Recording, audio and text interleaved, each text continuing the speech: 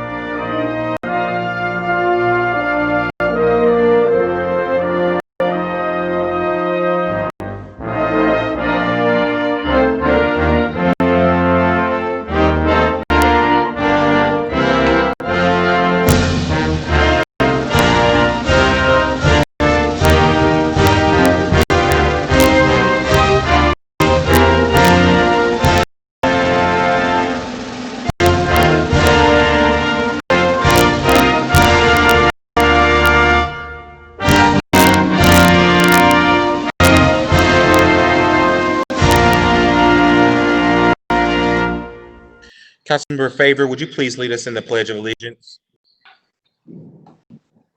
I pledge allegiance to the flag of the United States of America and to the republic for which it stands, one nation, under God, indivisible, with liberty and justice for all. This evening,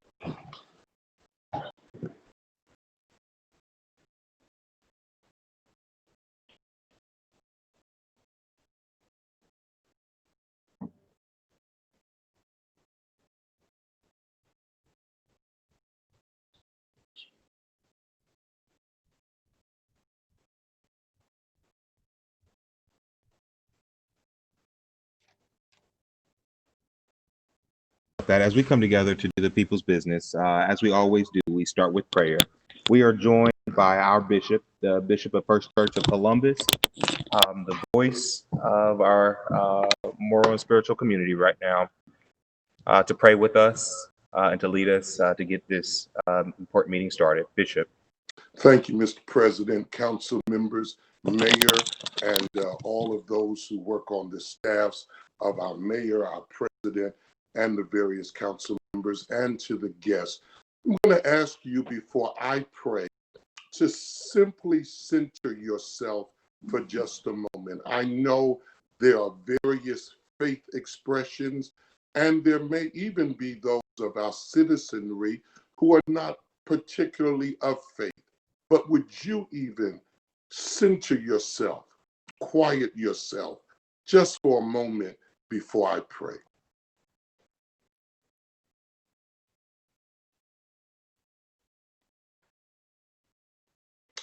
Eternal God, Yahweh, Elohim, Adonai, Jehovah, we come into your presence this beautiful, glorious afternoon.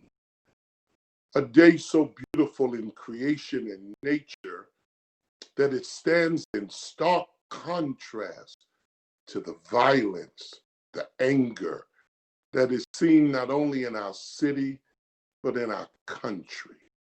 What a contrast. You have given us a beautiful day, and yet in so many ways we have marred it. And so today we come into your presence.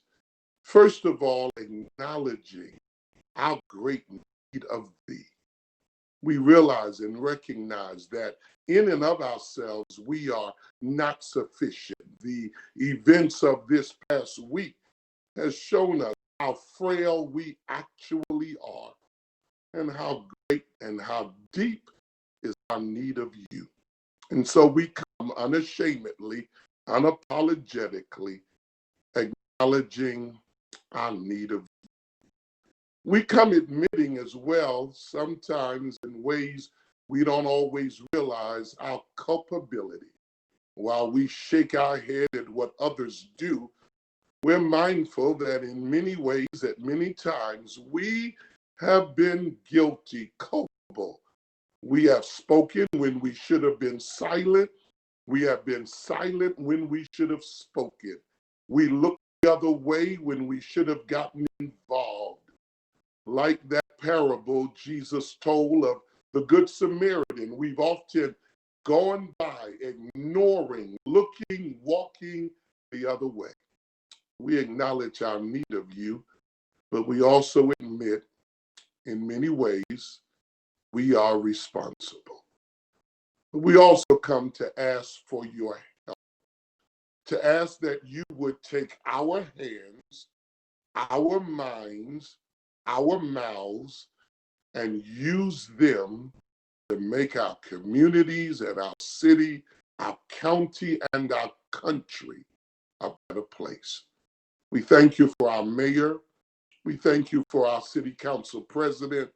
We thank you for every member of council. We thank you for the important legislation, not symbolic, but significant, that will be brought before this council today. The courage that is taken to admit, to address that racism is not just evil, it is unhealthy.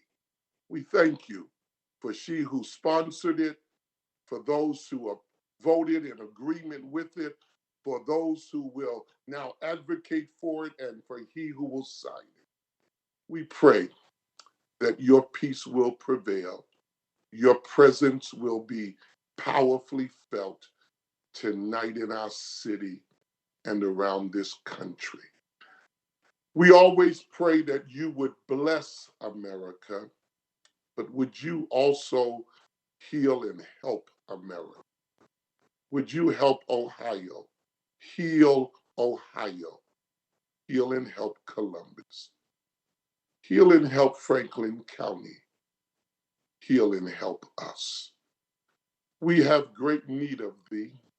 Thank you that when we need you, you don't hide yourself.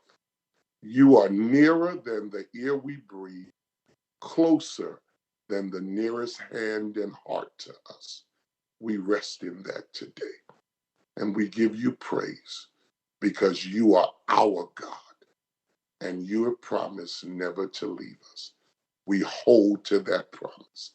In the name of him who is Yeshua, Jesus, Son of God. Amen. Lord, hear our prayers. Thank you, Bishop. Bless you. Clerk, please call the roll. Brown, Dorrance, favor, Remy, Tyson, President Harden.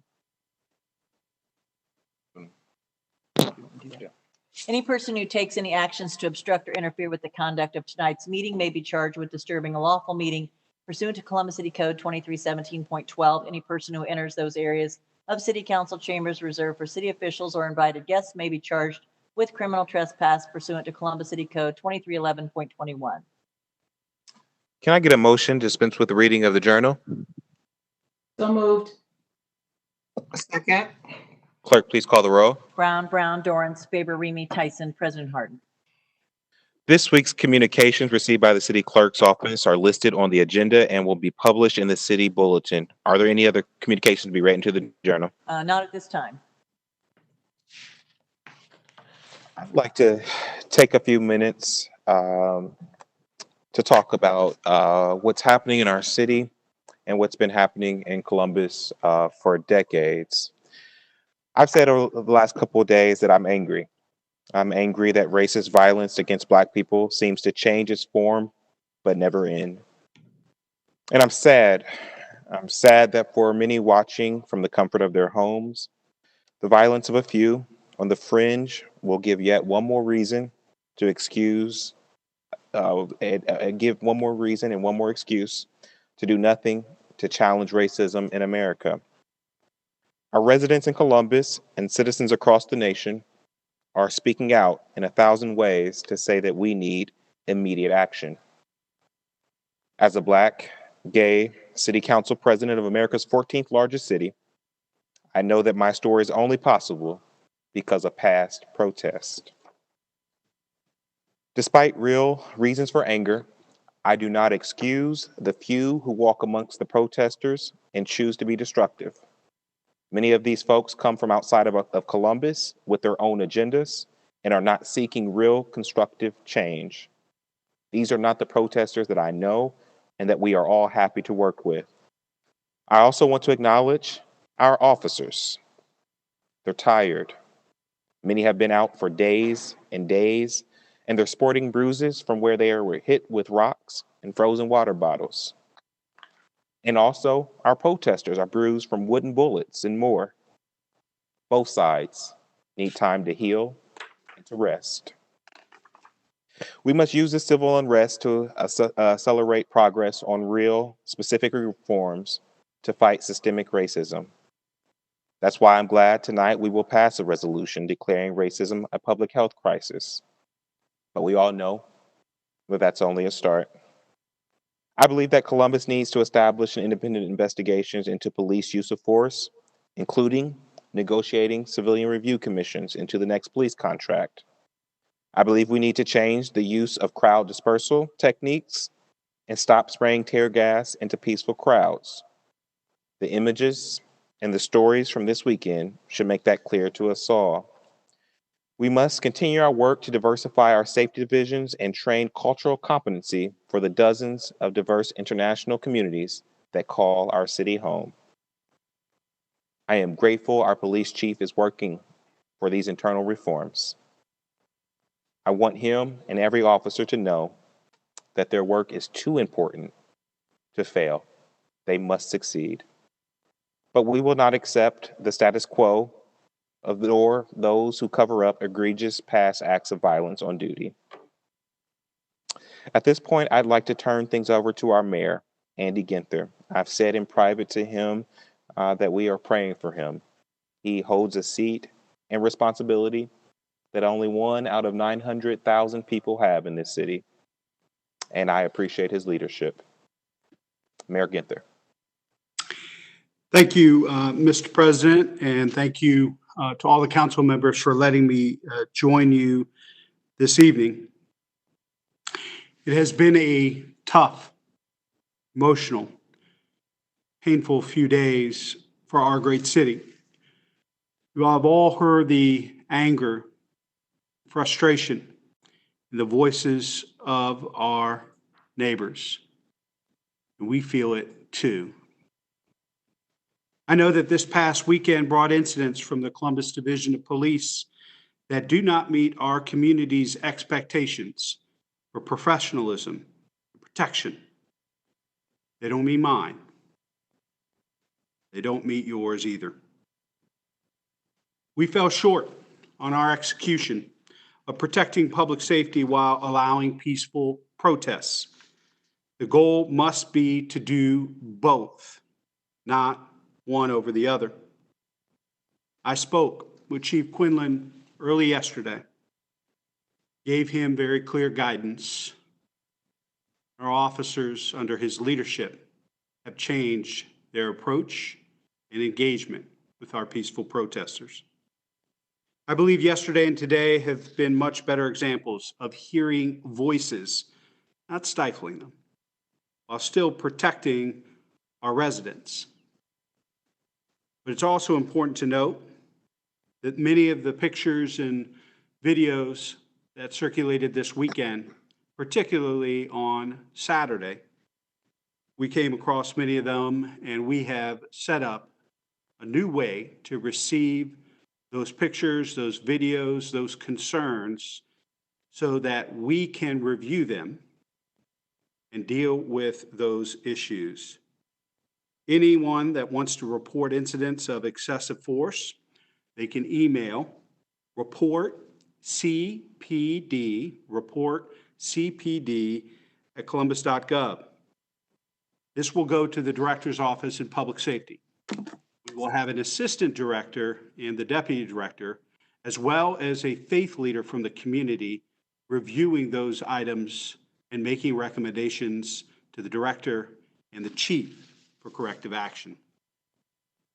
As you all know, in February, I laid out an equity agenda, an agenda that calls out racism and discrimination where it exists and my plans to address it. The agenda has never been more important than it is now, and the need has never been greater or more urgent. But we cannot fully engage in the agenda until we acknowledge the deaths, George Floyd, Ahmaud Arbery, and countless others that should be alive today but are not. We cannot address our equity agenda until we address the racism and discrimination that is marring community police relations. As we move through the next days and weeks, you can expect clear, tangible actions regarding policing, an accounting of what we've implemented already under the leadership of Chief Quinlan from the Columbus Community Safety Advisory Commission and the Matrix Report, and a time frame with specific dates for additional actions that will be taken swiftly. I fully support the creation of a civilian review board that works for Columbus, and I join Council President Hardin in making this the administration's top priority in our next round of negotiations with the FOP. We will continue our work on addressing disparities in our community, reducing infant mortality, in education, in jobs, and healthcare.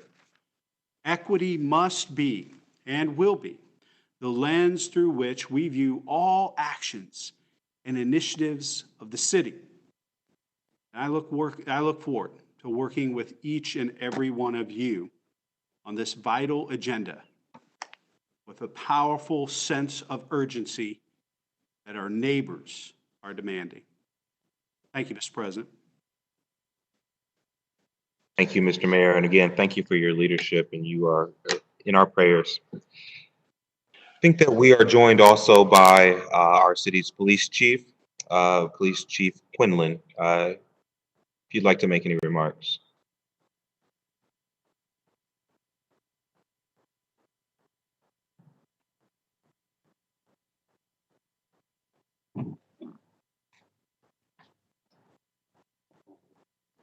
Good afternoon, Council President Harton. Thank you for having me, and respected members of council, Mayor Ginther. I'm here to provide, number one, answers. And I'm also here to provide an update on what we have occurring in the city of Columbus over the weekend and as we speak.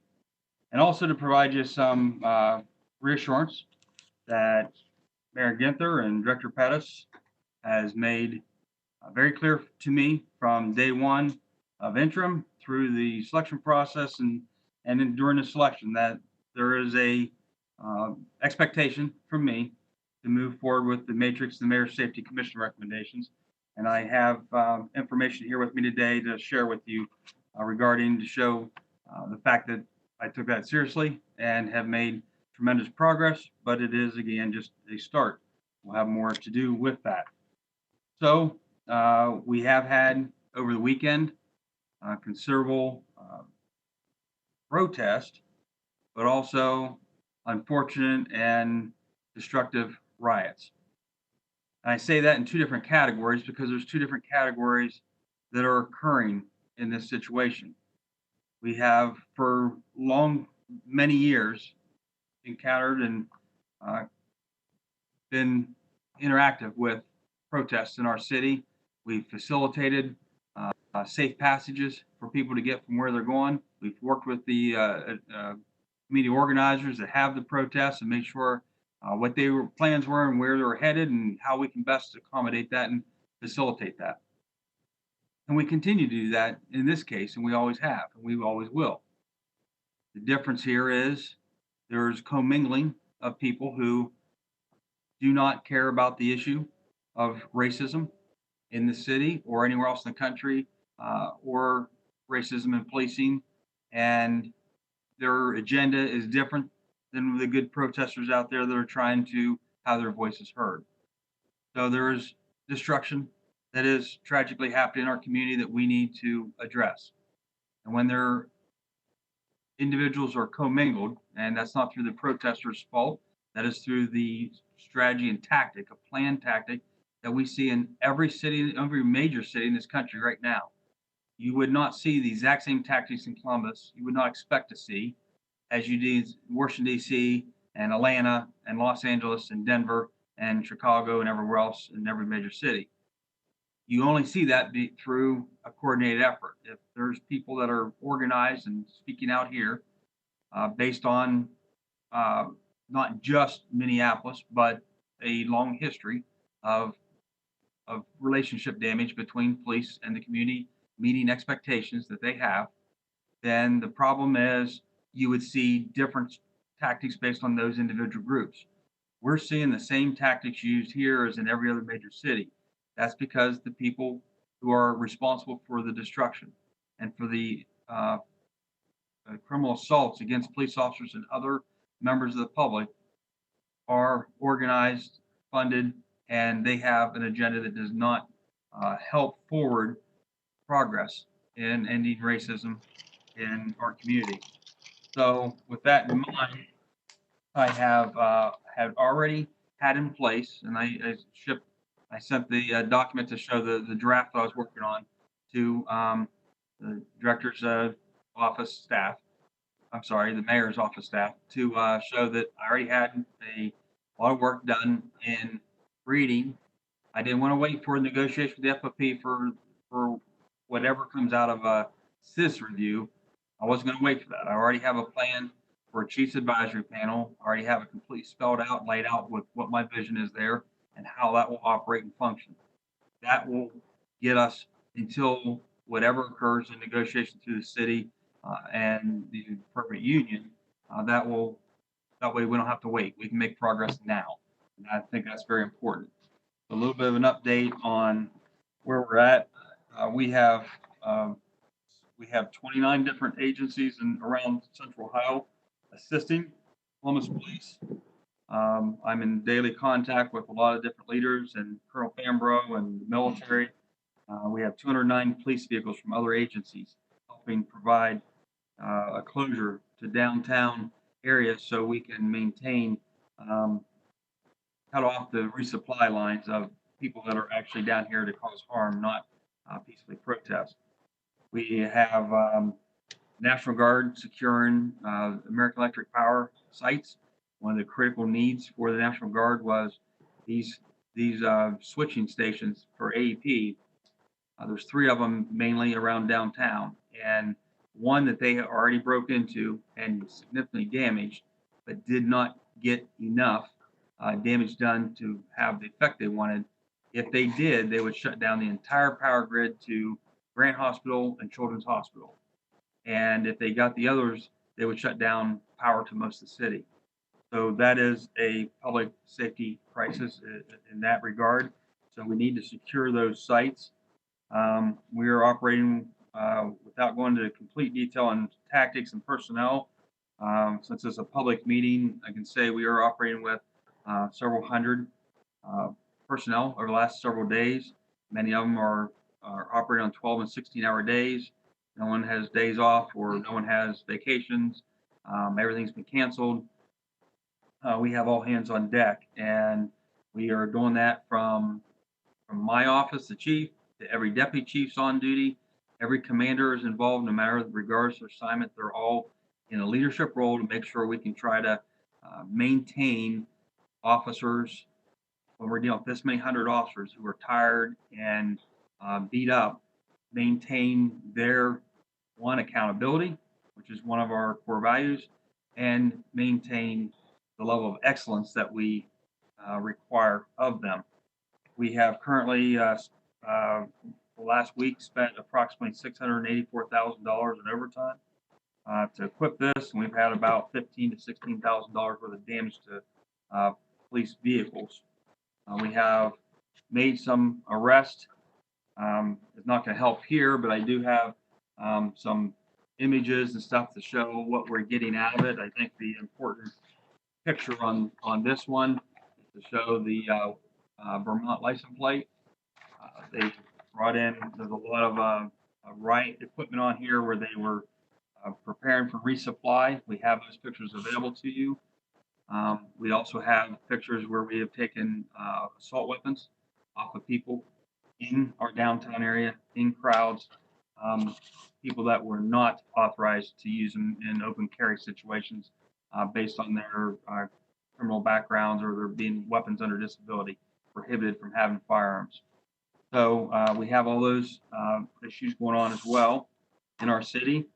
The other thing, I was just trying to grab my note real quick. The other thing is there's been questions about officers carrying body worn cameras and name plates and name tags and other concerns I'm sure will be questioned tonight. We have obviously mayor's clearly spelled out how to file complaints. We are obviously actively taking any complaint that comes in as well. We're maintaining a file of photographs. Again, there are a lot of photographs out there and videos, as the mayor mentioned, that are disturbing realities of riots, but there are also so many videos and pictures out there of both protesters doing it right, and there's also many pictures of protesters and police interacting positively, and more videos of officers getting it right. So I want to stress that. A couple of things I've done until we look at some other avenues. I'm in the process of removing use of force complaints from the chain of command. Right now, they're investigated by the officer's immediate sergeant. I'm removing that into internal affairs. That way, there's a person that is not responsible in the chain of command. They're trained investigators, and I will have them investigating use of force complaints. So that's one thing. The other thing is, before I finish up and take questions, again, I don't want you to think this was just a knee-jerk reaction or something that was just a spontaneous, spur-of-the-moment idea. I've set out a very clear agenda for the retreat this year, May 6th, 7th, 8th, and May 11th. We had a retreat with all executive staff. The theme for it is relational policing. And it was my goal to make sure we create innovative strategies. And the way I started off with is we cannot solve our problems with the same thinking we used when we created them. And day one, number one on my agenda is addressing every single one of the 139 matrix recommendations and every one of the 80 recommendations from the Columbus Community Safety Advisory Commission. And in this report, I've got every single recommendation here and everything we discussed and what steps we are in getting that done. I also have a list. There's page after page of this. I have many pages of new requirements that I'm putting in place with who's responsible. There's 140 of them. Who's responsible to do this, what priority level I have on it, and whether it is consistent with the matrix or mayor's commission report, or if it's a vision that I have personally. But there is no shortage of change. This whole book is what we discussed during the retreat. There's no shortage of change coming, and that is because I took the mayor and the director at their word that we are moving forward with these recommendations, and we are going to police different in the community. So with that, I would welcome some changes or questions. The one question clarification was the use of force reports investigated by IAB would be what we call level 4 above. In the city, we make about 28,000 arrests a year. We respond to over 1 million calls for service. We typically see each year approximately 400 uses of force. The vast majority out of those 28,000 arrests, 27,000 arrests, vast majority of those 400 uses of force involve a use of mace or a taser. Both of those do not involve putting hands on anyone. So that's what we focus on there. We also receive about 300 citizen complaints. And the last thing I want to mention is we are in contact with U.S. Attorney Dave DeVillers. He's working with the FBI to try to determine where these groups are being organized and where they're coming from, because what's happening in Columbus outside of the legitimate protest is happening in every city, major city across the country, and they have the same tactics. So they are not here for the purpose of what our hometown protests are aimed to solve. That's why they're using these dangerous criminal actions to assault police, destroy city property and private business property. And with that, I will take questions. Thank you, Chief. I am going to allow for council members to go around the horn and just have any comments, or if they have a specific question for the chief while he's here. And then after that, we will then move to the very important resolution that we have in front of us tonight. So I'll start with President Pro Tem Brown. Thank you so much, President Harden. Chief, I do have a couple questions. I have some comments I want to make, but I don't want to give up the opportunity to ask you a few questions. First and foremost, you mentioned at the end of your comments an investigation, or mentioned those a couple times, and you may find in an investigation that an officer's use of force did not violate departmental policy, but what about when that underlying policy was wrong?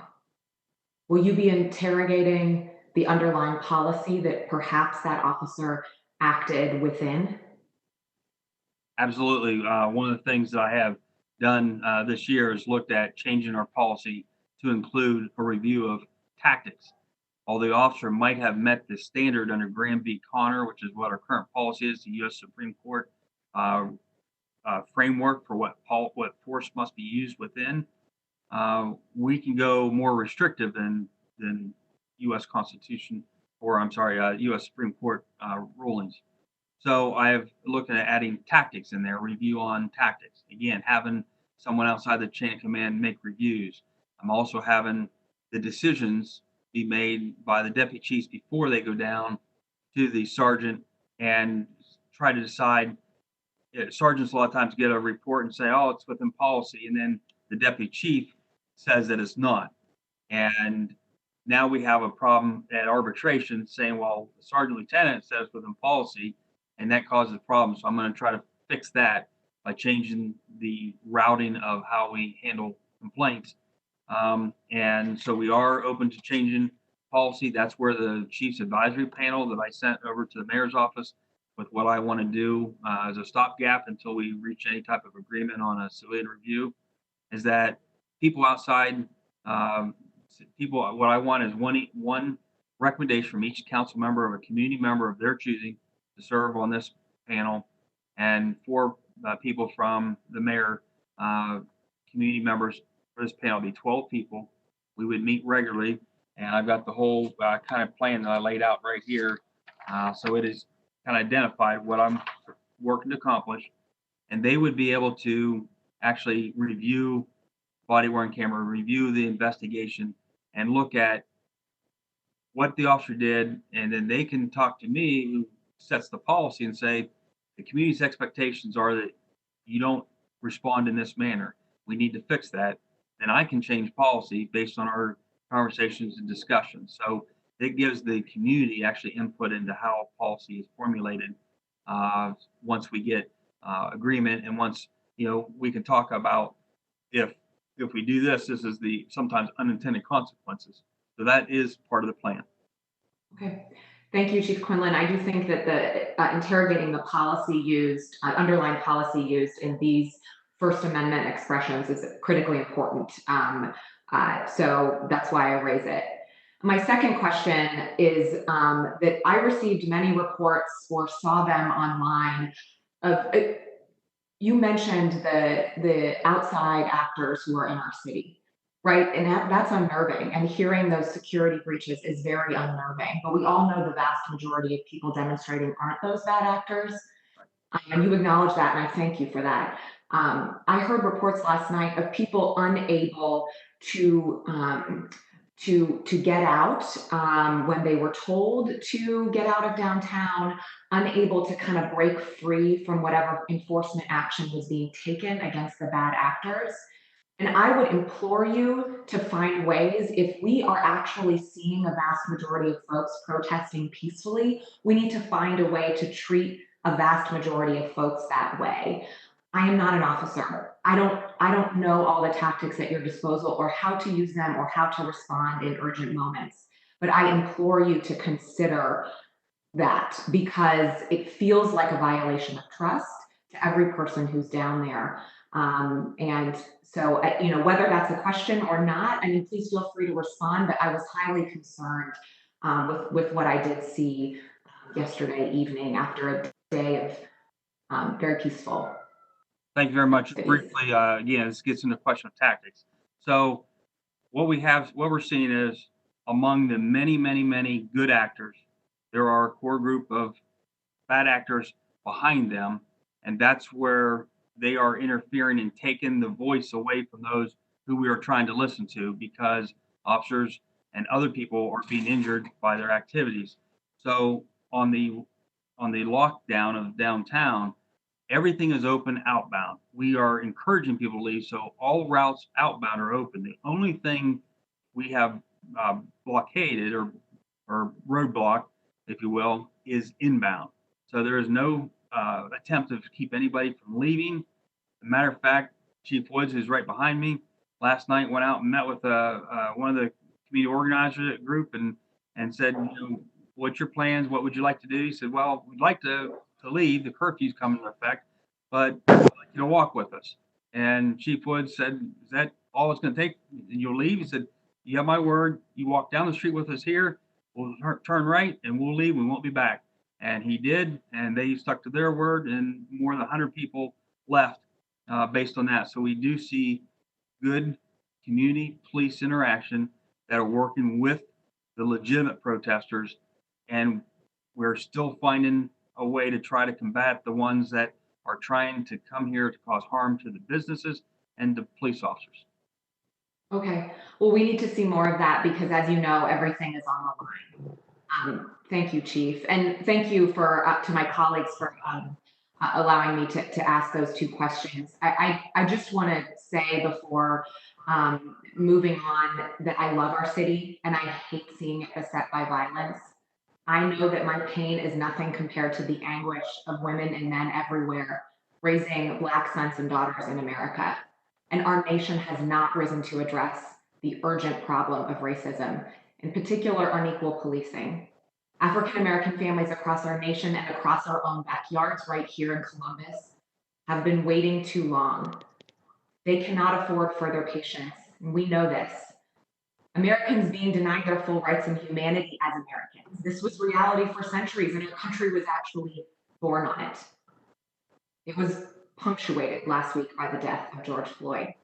And of course, because of this, people of all races have taken to our streets to peacefully protest racism and injustice. I've seen it, I know it. They were met too often with force by police. And this is not how we reach peace. I believe that we deliver peace by working for justice. So specifically and with urgency, I join my colleagues, many of my colleagues, in saying we must form a civilian review commission. I believe we must greatly expand de-escalation training, including the use of non-aggressive tactics during nonviolent protests. We must adopt tighter restrictions on officer use of force and implement, again with urgency, the recommendations by this Community Safety Advisory Commission. Like millions of Americans, and like our Bishop Clark did here to kick us off, I too am praying for peace. I know that we all have a part to play in that. Thank you. Thank you, President Pro Tem. Safety Chair Mitch Brown. Thank you, Council President. The events of the week have acted as a sobering reminder that our community, like many across the country, is ready for change. I am well aware of the complaints made in regards to the conduct of the Columbus police officers during this weekend's demonstration. As a result, I will be discussing the tactics with Chief Quinlan and Director Pettis and requesting a complete review of the division's policies around engagement with peaceful demonstrations and accountability for the officers involved, with an emphasis on de-escalation. In November 2017, Mayor Gensler announced the creation of the Columbus Community Safety Advisory Commission, made up of community members and activists.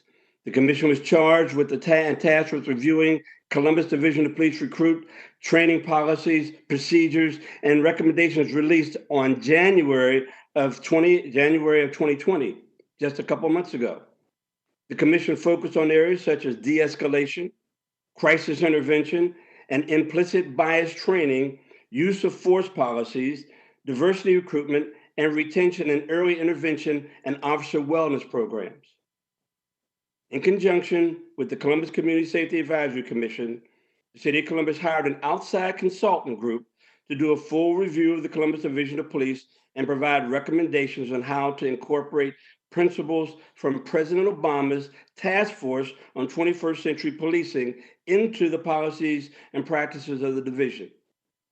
These recommendations included changes to the division's policy around use of force, as you've heard from Chief Quinlan, enhanced bias-based and de-escalation training, and increasing supervision of uniformed officers. Just last month, as you heard from Chief Quinlan, he held a retreat with all of his deputy chiefs to specifically address recommendations from both reports. Each deputy chief was assigned tasks to determine how recommendations could be implemented to identify and specifically address all hindrances to implementation, and a timeline it will be provided. A city council is committed to working with Mayor Gensler to ensure the recommendations of the commission are adopted and quickly and effectively as possible. It is important that our community's values of accountability, transparency, and respect are manifested in the actions of the Division of Police. If this high standard is not met, the appropriate individuals must be held accountable. There is no more than ever than right now.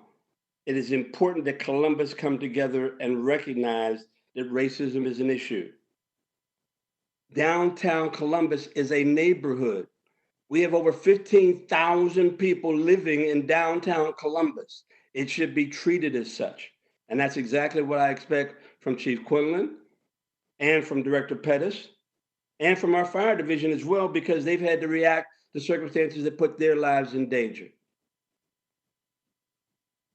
I am confident that we will address these issues appropriately. I don't mean to take a lot of time, but obviously my relationship with public safety is very, very intense, and I plan to get involved beyond what I have in the past to make sure that these recommendations are implemented. And I can assure you, Council President, that is going to be my commitment to you, sir. Thank you. Thank you, Safety Chair. We appreciate your leadership. Thank you. Councilmember Dorns. Thank you, Council President, and appreciate the comments from Chair Brown as well.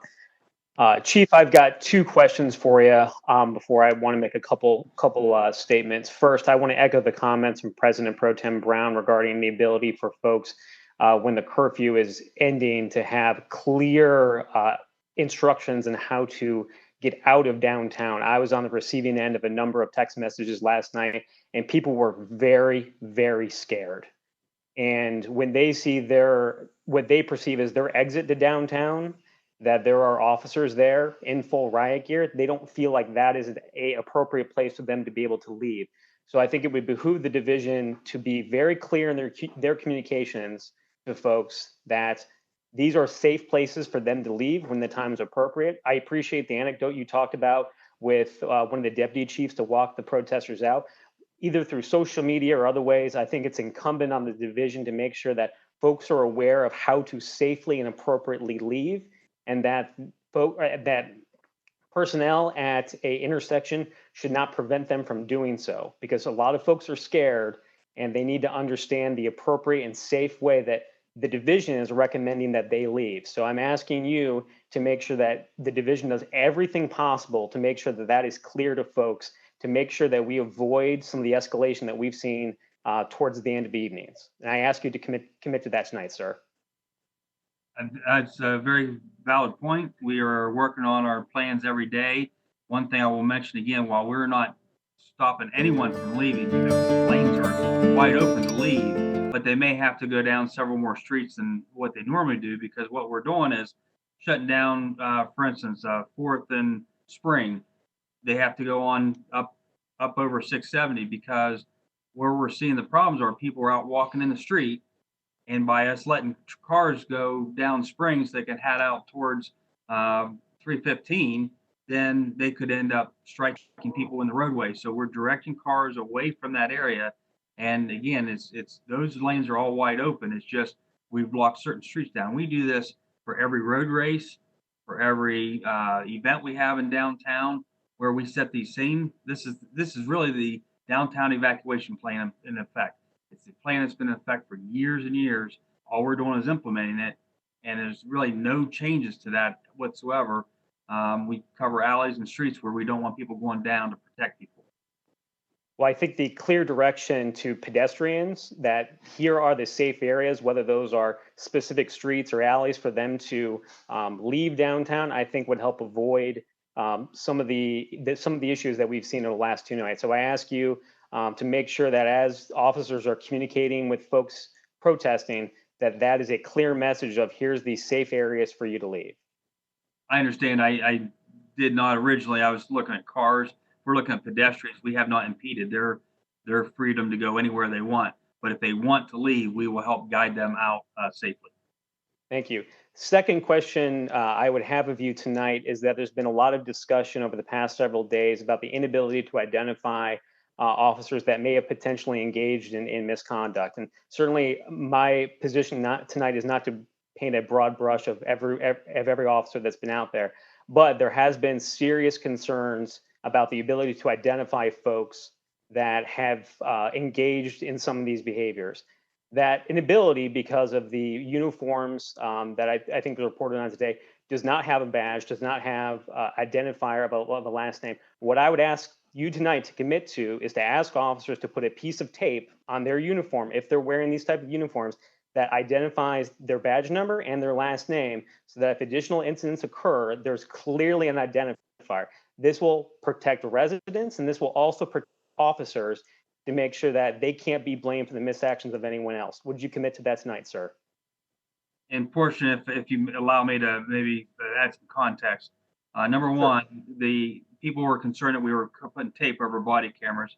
The tape you see on uniforms are not covering any body cameras. The body cameras aren't actually able to go on most of the riot gear that we have, because it doesn't have the right secure MOLLE straps. So they're actually concealed. Plus, we have not had any ability to recharge the batteries on those, and we don't want a $1,000 piece of equipment being lost, not properly fitted on a uniform. The tape you see are actually ways that supervisors identify the individual officers and who their chain of command is, and how they are, who's responsible, what chain of command they're in, so who the reporting structure is. So when you can't see with gas mask on and everything else who they are. That's how our chain of command identifies them. That's all that tape is, different colors for different field forces. Now, every one of them are supposed to, and again, there are some exceptions where we're having to swap gear out as it gets damaged, but everyone's supposed to, on the back, in very large, it's about this big tape across the back of the helmet, have the officer's badge number clearly visible. I will commit to you that we will make sure that officers have badge numbers visible, because the gear covers the badge, and any supervisor doesn't have a number anyways. So the issue, they have the IBM number, which we can put on the helmet. Now, for the name tags, we're putting names on. The problem, again, that I'm concerned with that is we can identify who the officer is. If somebody calls and says, this is the badge number, we can find it out. What we have seen, the tactics of some of these anarchists and other people, is they are in real time looking up somebody's name by their name tag, and they can pull people up on their phone, and then they can publish online, as they did mine, as they did Mayor Ginther's, and they can send people to that person's house, and cause fear in the family while our member is down there trapped in a situation they can't leave. So for the protection of the officers' families and for the protection of the officer after hours, we have not put names on those because it does create an officer safety risk. We do have an obligation to protect our officers. Absolutely, and I appreciate you talking a little bit about why that's important. What I would ask additionally, so if you're ensuring that badge numbers are provided in the back of the helmet, that is provided on the front as well. A lot of these incidents are being caught from different camera angles, and it does no one any good to have the badge number on the back of an officer, and we have no way to identify that. So I would ask that if there's efforts being made to make sure that there's a key identifier on the uniform, that is on both sides. I think this is both a transparency issue and a confidence issue for us. And again, this is both for the protesters and both for the officers to make sure that those who are comporting themselves well are not painted with the same brush. And I think this is important for us to make sure that that kind of information is out there. I agree, and I can make that happen. I think I asked for is patience.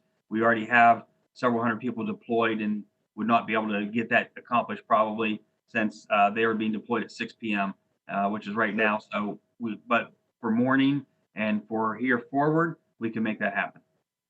Thank you, Chief. I appreciate you committing to do that. Thank you. I also want to say thank you to those who are peacefully protesting in our community and across the country. These voices matter and need to be heard. They're standing up and saying enough is enough to systemic racism and want to create a truly equitable community. You know, over the past few days, I've made a number of statements on social media about what has and what is happening. So I won't repeat myself tonight beyond saying I'm listening. I'm committed to doing my best to be an ally in this work. We can and must do better. It's easy for these words to sound hollow and trite, but I truly mean them. As our community continues to move forward, I know that this legislative body will also be listening, taking action, and continuing to raise all voices. Tonight, my thoughts are for peace in Columbus and across this country, like many of us here tonight have already talked about. But that peace needs to continue to listen and raise all of the voices. Thank you for giving me an opportunity to speak tonight, President Hardin. Thank you, Mr. Councilmember Dorrance. Councilmember Favor. Good afternoon, everyone. Good afternoon, Chief Quinlan. Thank you for joining us this evening. While I appreciate the recommendations that you have discussed this evening and the threat of violence that has been presented to our community in a concerted fashion, with all due respect, I was present at the protest on Saturday, and I witnessed moments of aggression, overreaction, and downright insensitivity of the gravity of this moment. I personally was on the receiving end of 4 rounds of spray and have received countless photos and videos of our officers engaging in unacceptable behavior, including pouring out water available for protesters, spraying folks who have their hands up, or even when residents are walking away from situations and still getting sprayed. I think our community needs the acknowledgement that our tactics and our approach may have gotten out of hand, and an unequivocal statement that denounces that behavior in our community. I know that all officers are not bad, but as leaders, we must own our missteps and pledge to move forward in a spirit of healing and collaboration. If you would like to respond, you can respond. If not, I do have a general statement I'd like to make as well. I can answer several of those questions at your convenience to give you some context. But what I will say here is that I commit to investigating any reported or observed actions that would rise to the level of misconduct or more aggression than is required in a situation. Again, we are dealing with human beings, and sometimes on both sides that are just tired and frustrated, and we're doing the best we can to maintain supervision over those individuals so they act within policy and within restraint, not based on frustration or tiredness. And I truly, I appreciate that response. I would only offer a moment of grace for all parties. I hear that our officers are tired and that enough. I believe that was the statement that was made on Saturday. But please understand that African Americans in Columbus, Ohio, also have had enough. They are tired, they are frustrated, and they are angry. And an extension of grace, a true acknowledgement of what fear, what pain, what anxiety, what they are feeling right now could take our community a long way. And so I acknowledge the energy, the time of our officers. I appreciate their commitment to our community. But we have to do better, and I know that we can do better. Ma'am. Thank you, Chief. Thank you. Thank you, Councilmember. Councilmember Remy.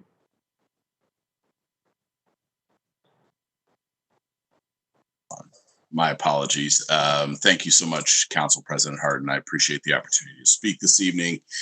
I really don't have a question for you, Chief. You know that I talked to you earlier today after getting called by several people, texted and asked by several people, you know, what the policy is on the curfew, and then realizing there had been nothing put out online about what the curfew was, and then asking the administration to put something out online and getting sent the order itself, which, you know, that's good for us on council to interpret, but certainly isn't what the basic regular citizen needs to understand, because there's been a lot of misinformation out there. And you and I talked a lot about the fact that we need to communicate better. All the other things aside, we need to do a better job. The administration needs to do a better job of putting the information out there. So I echo, you know, Councilmember Doran's call for better communication. There were people downtown last night that clearly didn't understand there was a curfew until about 3 minutes before. And so these things aren't acceptable. We talked about this earlier. You acknowledge that. And so I just prefer to move into my comments, but, you know, I'll let you say anything if you'd like.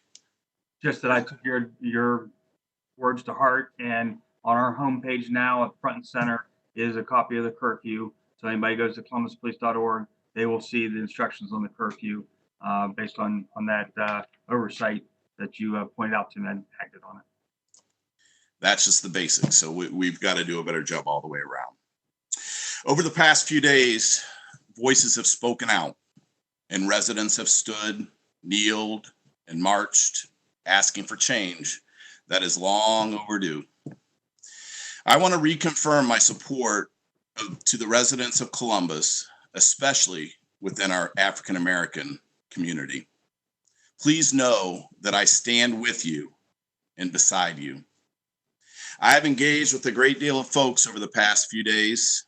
I've been reaching out to various leaders in our community, Council President Harden, Mayor Ginther, Chief Quinlan, pastors within the faith community, even community activists like Jasmine Ayers, and many, many more.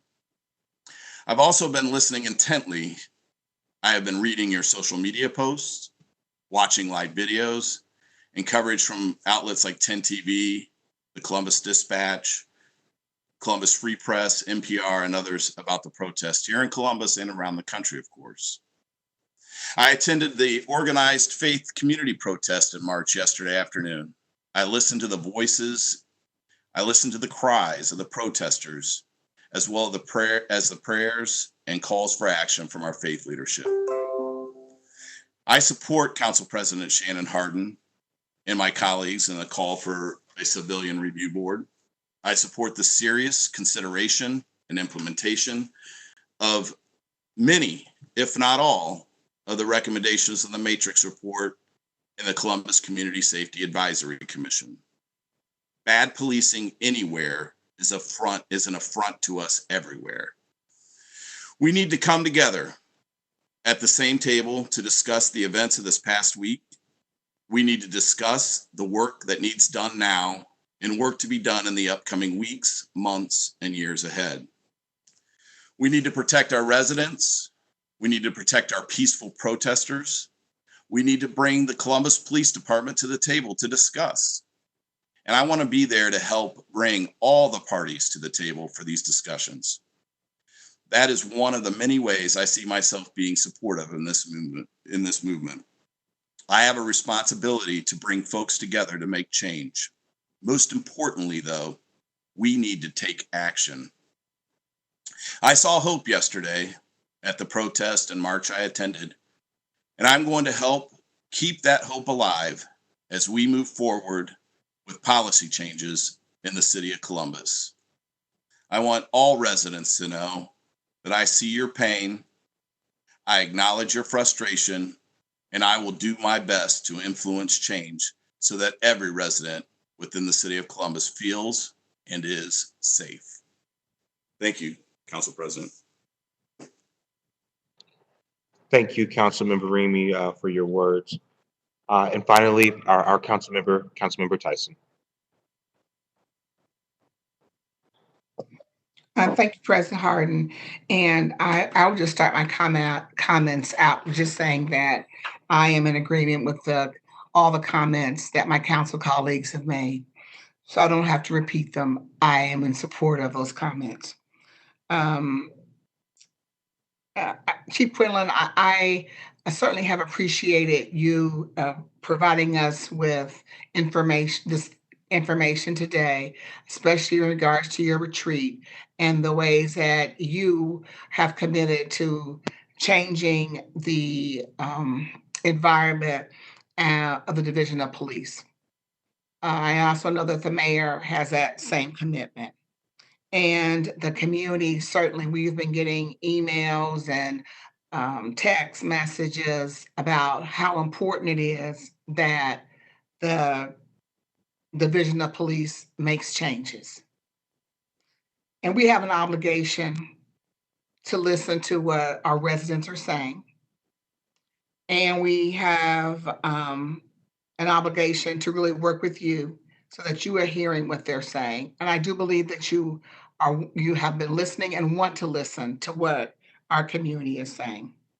And so my hope is that the recommendations from the Community Safety Advisory Commission will certainly be implemented.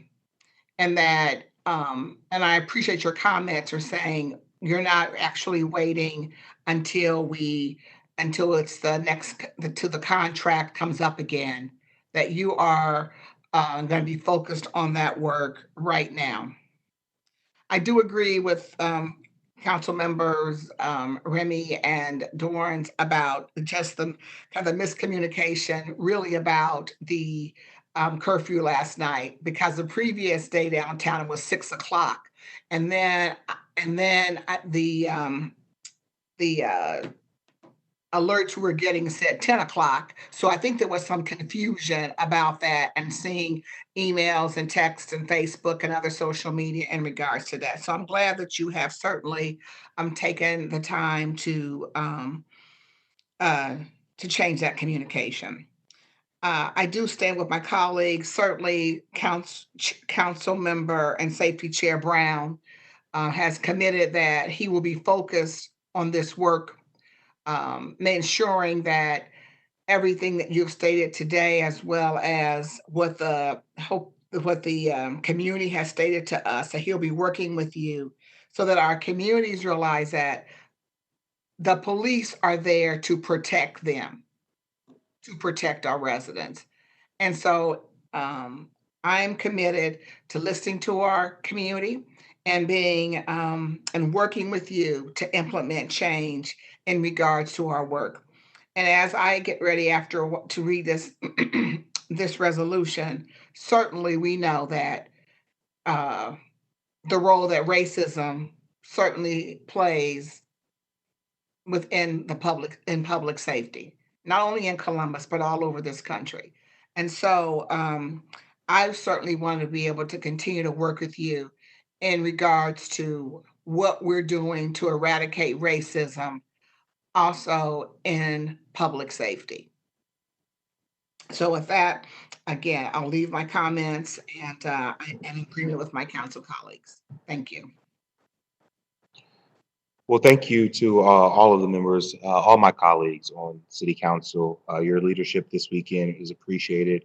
You took the calls, you saw the videos, you engaged with our public through a really difficult time, and certainly to our police chief. Thank you for giving us this hour to answer these questions, to be open and transparent, and to represent a good police department, division with good police officers, and commit to real change. That is important. I think it was important for the public to see and to hear. We're very grateful, and I know that you are extremely busy. So with that, thank you, Chief.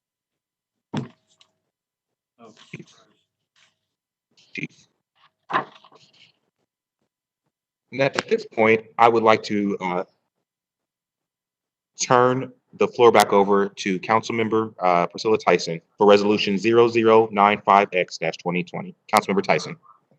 Thank you, President Harden.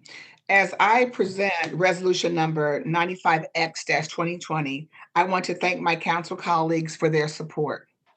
In addition, we had a press conference this afternoon with supporting remarks from Mayor Andrew Ginther, Columbus Public Health Commissioner Dr. Mashika Roberts, and Columbus Board of Health Board President Karen Morrison.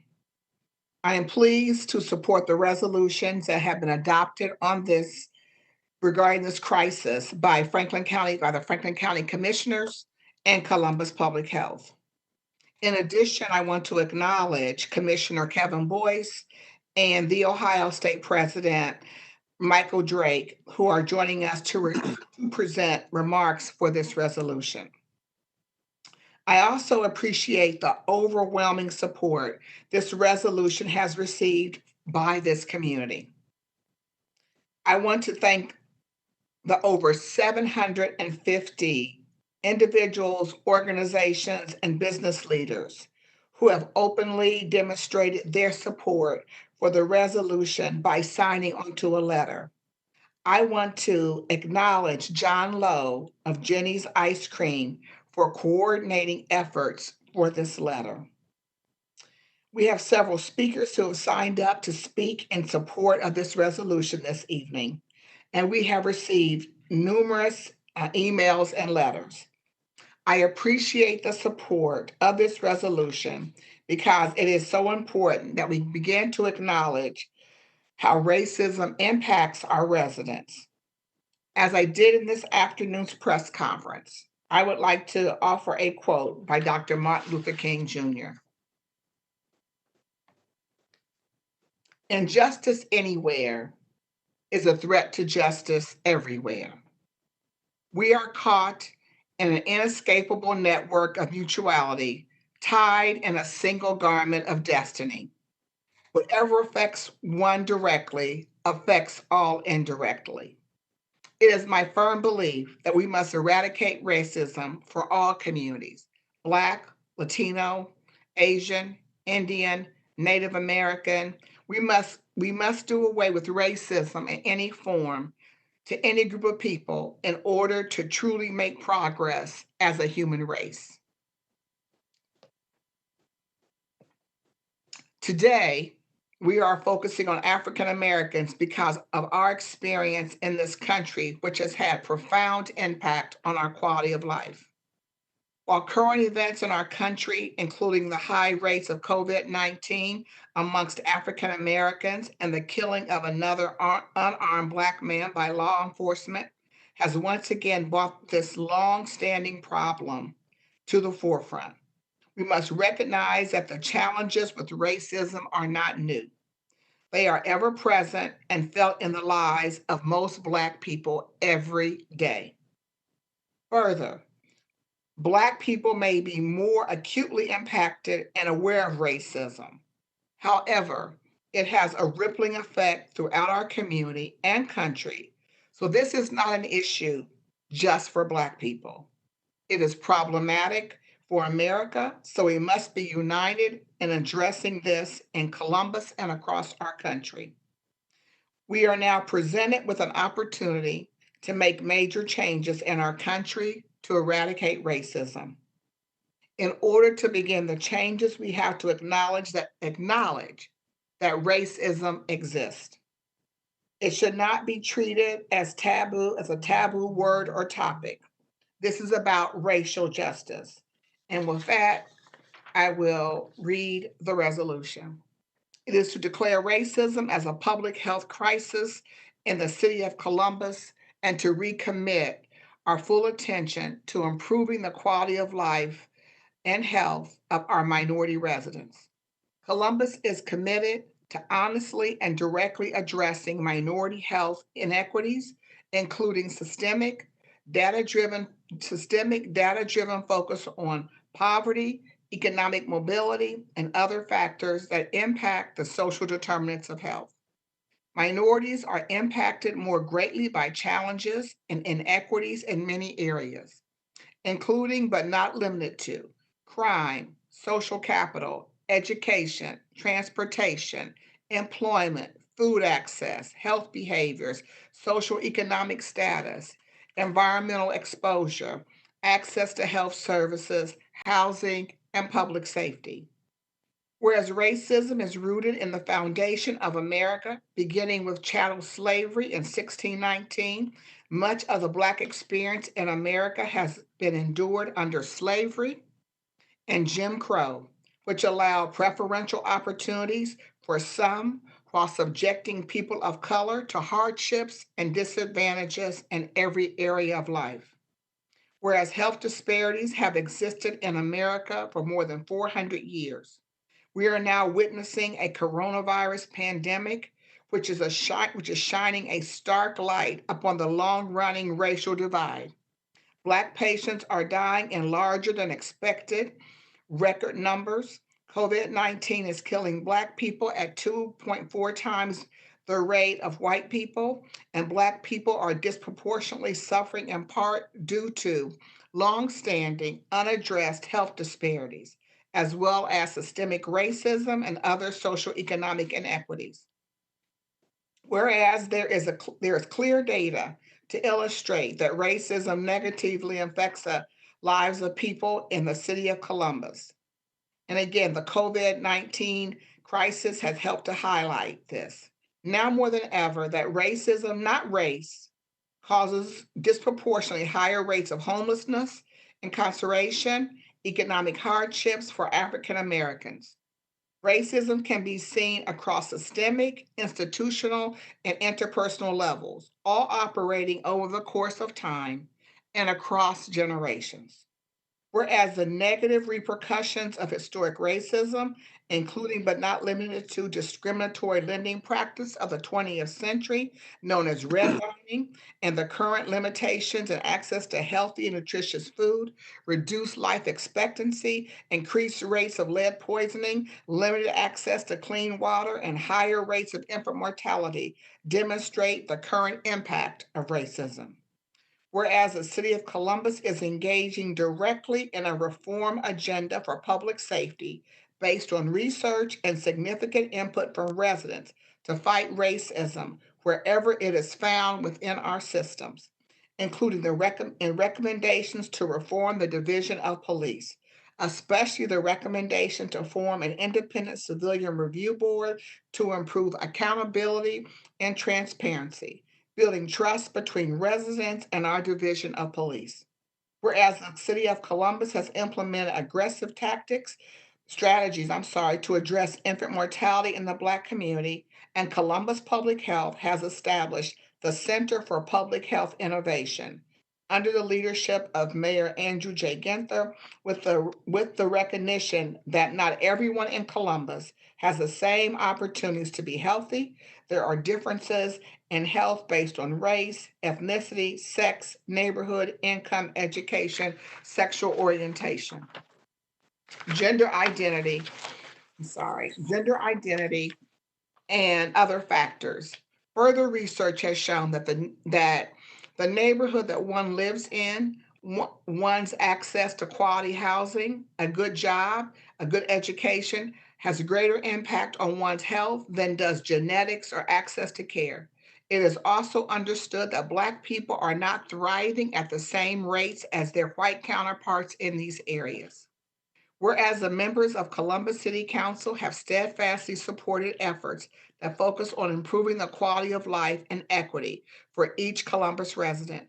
These efforts include the council's creation of the Commission on Black Girls in 2018, ongoing support for small and minority businesses, and the city's work to implement the recommendations of the disparity study, the creation of My Brother's Keeper program in 2015, funding and support for the Columbus Women's Commission, the Mayor's Office on Education, fair housing support, efforts to curb eviction, which disproportionately impacts people of color, ongoing support for economic development and the environment, support for working families, and increasing economic opportunities, supporting veterans and safe communities. Whereas the privileges that other Americans experience inhibits them from fully understanding how racism impacts Black people in America. For example, the performance of simple tasks like driving while Black, walking in neighborhoods, or just going to the park come with certain risks not experienced by others. Life events like getting a job, purchasing a home, buying a car, or just raising a family come with barriers that other cultures don't experience. Whereas the members of Columbus City Council support the recent resolution drafted by the Franklin County Board of Commissioners declaring racism as a public health crisis, because we recognize that racism is real, and as a community, we have to work together to promote equity and eradicate racism. Moreover, this council believes that it is time to declare racism as a public health crisis in our community, because the disparities that we have outlined represent a public health crisis which affects all of us. And we as a civil society have an obligation to raise awareness and make sure that every sector of our society work to reverse this crisis. Whereas this council urges every sector of our community to declare these disparities as a public health crisis and to immediately take steps to address, fund, and support areas that strategically reduce the long-term impact of the social determinants of health for at-risk communities. And this includes reducing and eliminating preferential treatment for the majority while subjecting people of color to increased hardships. Therefore, be it resolved by this council that this council does hereby declare racism as a public health crisis in the city of Columbus and recommit our full attention to improving the quality of life and health of our minority residents. Columbus is committed to honestly and directly addressing minority health inequities, including systemic, data-driven focus on poverty, economic mobility, and other factors that impact the social determinants of health. Minorities are impacted more greatly by these challenges and inequities in many areas, including but not limited to crime, social capital, education, transportation, employment, food access, health behavior, social economic status, environment exposure, access to health services, housing, and public safety. And before I call for adoption, I want to share, we have some speakers. And so I would first ask that President Drake is still on the call. So President Drake can make his comments, and then Commissioner Kevin Boyce will make his comments. President Drake. Thank you very much, Council Chair Tyson, and to Council President Hardin and other committee members. It's very nice to spend this time with you. I want to make sure you can hear me. Is that true? Mm-hmm. Okay, good. I just wanted to get that acknowledgement in our Zoom world. And let me begin first by saying that the comments I'm going to make are in response to the resolution, of course.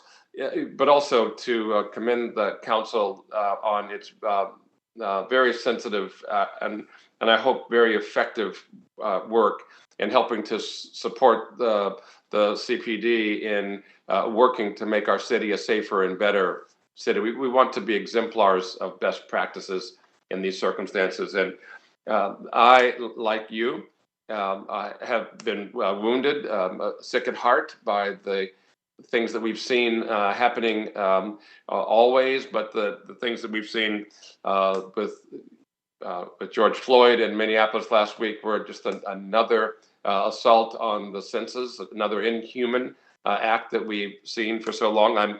I was thinking as I was listening to people talking today that Bishop Clark and I are of similar vintage, I would say, and so we would go back many, many years with these types of events happening in our lives. They're seared in our memory. At the very beginning, the concept of Emmett Till, but then working through the 1960s when we were in middle school and high school and watching the struggles of our country to move forward and seeing our cities erupt in violence time after time after time.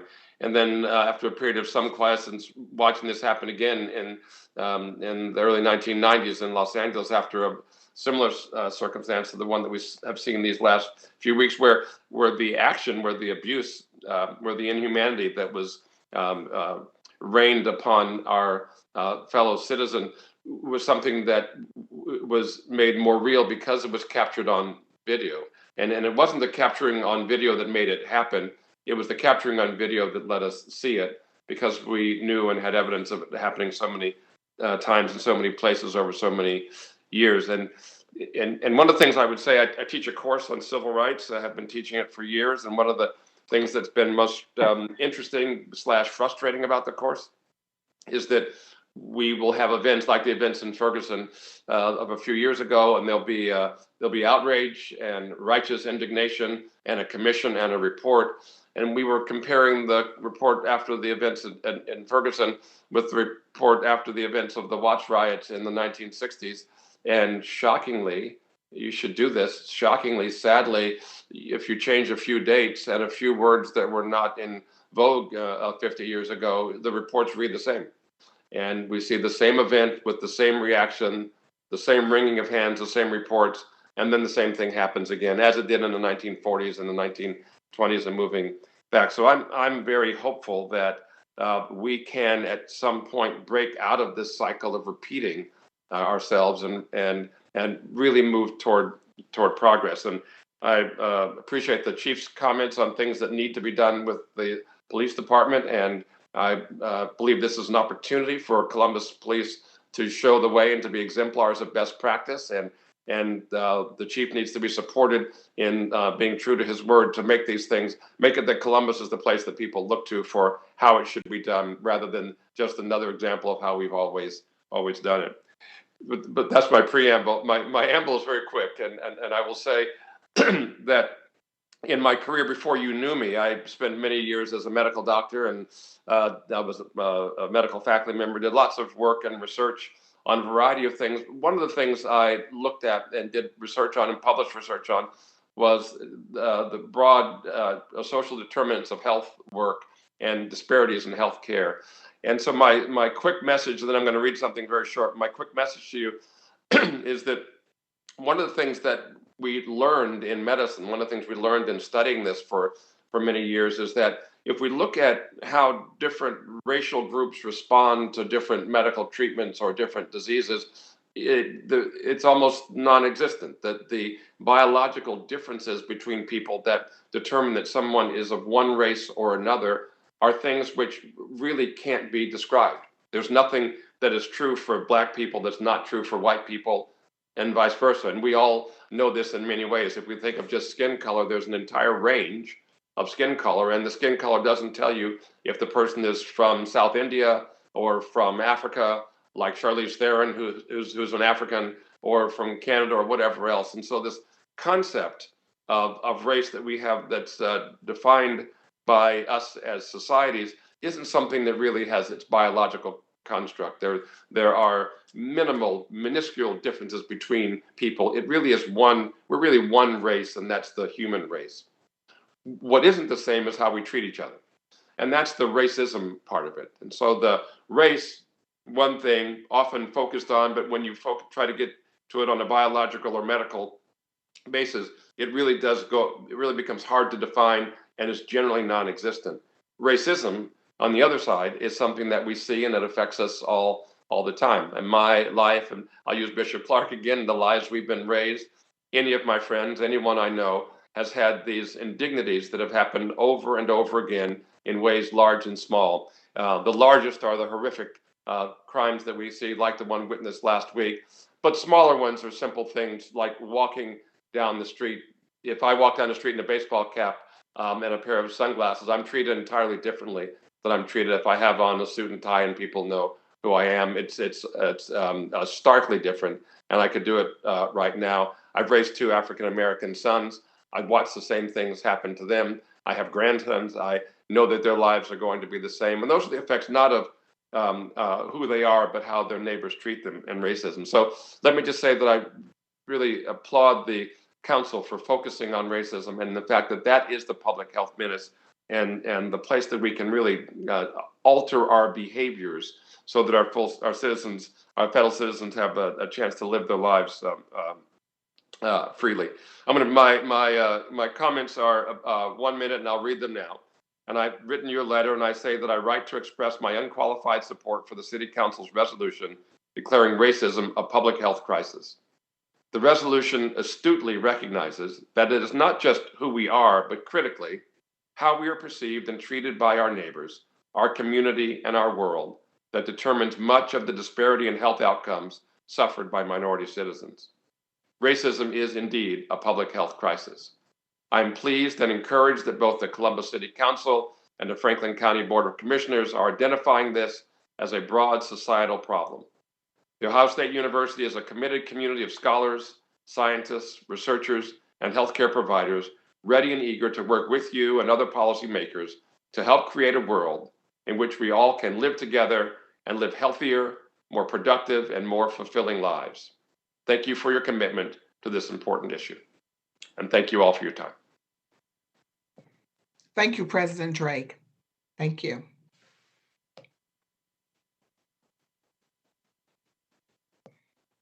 Commissioner Kevin Boyce. First of all, let me say thank you, Chairwoman Tyson, for the opportunity to present today, to President Hardin, and to all of the members of council. I'm so grateful that you have given me just a very brief moment of your time today to talk about the very important action that you're taking in declaring that racism is a public health crisis. There's a professor who teaches out of North Carolina A&T University, and she teaches a class on race relations. And she starts the class, and let's say there are 30 students. She starts the class by that as the 30 kids come in, she splits them up into 3 groups of 10.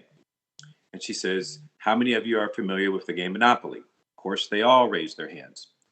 She said, okay, we're going to play the game Monopoly, and I'm going to split you into 3 groups of 10. So the first group, she takes the first 10, and she allows them to pick their piece and begin to play the game Monopoly. And she allows them to play for about an hour. And so what happens? You go around the board, you pass go, you collect money, and then you start to buy property. She lets them play for about an hour, and then she lets the second group of 10 join the Monopoly game. They pick their pieces, and they join in the game, and they begin to go around the board and collect property. Now, the second group obviously can't collect as much as the first group. The second group, is already seeing that properties are already purchased, the wealth has already been distributed, the rules are already established, their pieces are secondary to the first pieces, and so forth and so on. But nonetheless, they play. So the game has been going on for 2 hours. Then in the third hour, she allows the last group of 10 to join in the game of Monopoly. Now, what you can imagine where the game is at this point.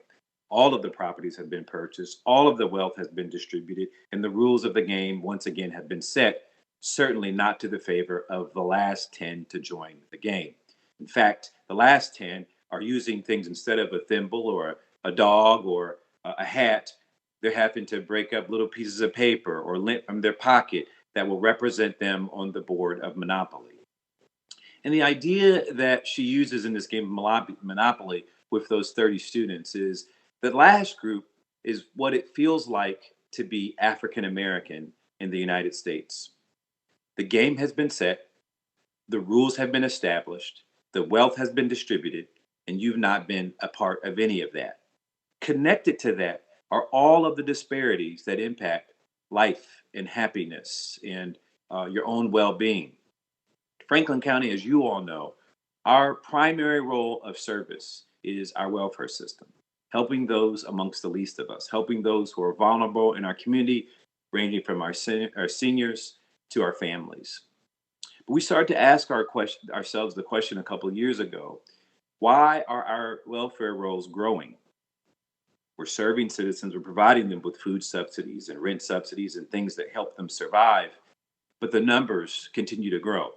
Now, we all know that it's a fact that Central Ohio continues to grow. Franklin County last year became the largest county in Ohio with just under 1.4 million people. You all know that because Columbus has risen to the 14th largest city in the United States of America with just under 900,000 residents. But think about this for a second. How do we take people from receiving services when they're vulnerable and have need to being able to be self-sustaining and to provide for their own families? And the idea behind that is that a rising tide lifts all boats. Now, all of you know on this call, you've talked about it today for this public hearing, that even though we've been faced with the pandemic of 2020 and a virus that has ravaged our entire globe, we all know that there was a pandemic before the pandemic, and that pandemic is racism. So we begin to peel back the layers in our own work to look at poverty and how we take families from being needing of services to self-sustaining. And in all of the work that we found at every layer, from criminal justice system to education to healthcare and employment and wealth, the number one driver in every element that we examined was racism. Racism, we believe, is a social determinant of health, but more importantly, it is the factor that continues to divide our city, our county, our state, and our country.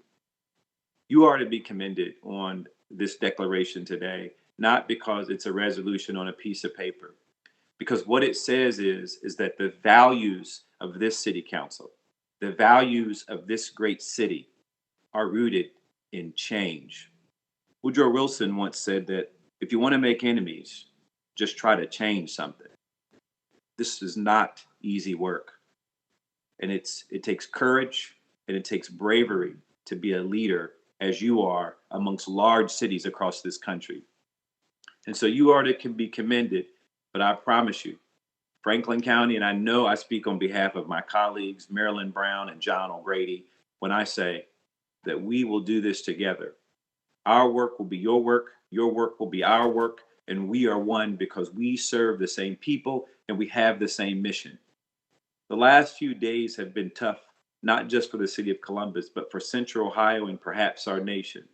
But it's a wake-up call that we can do better, that we will do better. And if we invest our time, we invest our resources, and most importantly, commit our values to it, I'm absolutely certain that together we can make Central Ohio better tomorrow than it is today. You are to be commended, but most importantly, I thank you. I thank you for your commitment. I thank you for your cooperation, and I thank you for your leadership. Thanks for having me today. Thank you, Commissioner Boyce, and certainly, again, sharing the crisis that African Americans face, so that in sharing it in terms of a monopoly game. And that is exactly what is happening in our community. So I appreciate the work that you're doing. We certainly are partnering with you.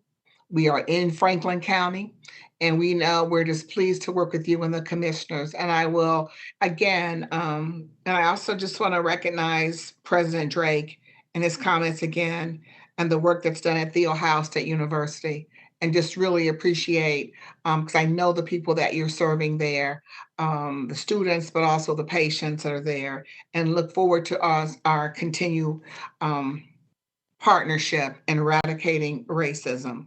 We do have some speakers, and I'll mention the written testimony, but we have a speaker. The first person I believe is still in council chambers is Joe Motil in council chambers.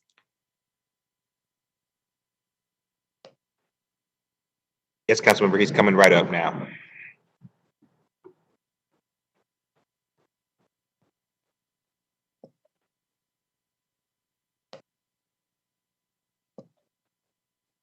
Good evening, Joe. Can you hear me? Yes, I can hear Good? you. Okay, great. Go ahead. Okay, very good. Joe Motel, 167 West Cook Road, Columbus, Ohio. President Hardin, Pro Tem Brown, Chairwoman Tyson, members of council. I wish to commend the City Council for recognizing racism as a public health crisis. And I know all of you share my hope that this resolution will help to address the longstanding inequities that exist with our minority brothers and sisters, and particularly the racism that has persisted against our Black citizens. Among the many inequities that are singled out in this resolution, crime and public safety are notably relevant at this time in our history across the country and here in Columbus. The lynching of Ahmaud Arbery while jogging a short distance from his home and the murder of George Floyd at the hands of Minneapolis police officers has led to an uprising that this country has not seen in decades. And I don't think that there's any doubt that the widespread health and economic ruin that has primarily impacted the poor and people of color has fueled the anger and protest of last week. In my opinion, this outbreak was long overdue. Blacks and people of color live in fear of the police. Research is indisputable that encounters with law enforcement cause social and public health issues. Many of us seasoned Columbus citizens are familiar with the Columbus Police Department's decades-long history of racism. This past Saturday, I protested in downtown Columbus from 10 a.m. to 1:30 p.m. along with thousands of others. I was encouraged to see President Hardin, Councilwoman Favor, Congresswoman Beatty, Commissioner Boyce protesting peacefully as well. And as President Hardin knows, and many others who listened to the video that was posted on the Columbus Dispatch website, that I spoke to him briefly about changes that need to be made in the FOP contract, about taking action. My brief conversation with him took place prior to the five of us having been exposed to pepper spray that day. I want to thank you, President Hardin, for taking the lead on calling for a civilian review board, for calling for the implementation of the Safety Advisory Commission's recommendations, Pro Tem Brown's strongly worded statement in support of these measures, City Attorney Zach Klein, who showed honesty and character while acknowledging that city officials have not listened or acted with the urgency of our communities of color deserve. In that building, legitimate trust is owning our shortcomings, our mistakes, and our ability to use positions of public trust to ensure equitable justice for all. James Moss, president of the Officers for Equal Rights, began advocating for a civilian review board nearly 20 years ago. There's been an ongoing resurgence of his efforts over the last 6 years. And I have to say this, but I wonder if it were not for 4 of our elected officials being pepper sprayed, whether the recent motivation to implement such recommendations would have risen at this time. I've said this before, members of City Council and the mayor always make the claim that you listen. Well, anybody can listen, but real leaders need to also act on what their constituents are telling them. I truly hope that the time has come for change. No more lip service, it's time for action. Thank you very much. Thank you, Joe. Our next speaker is Michael Vanderdoes. I think he's via WebEx.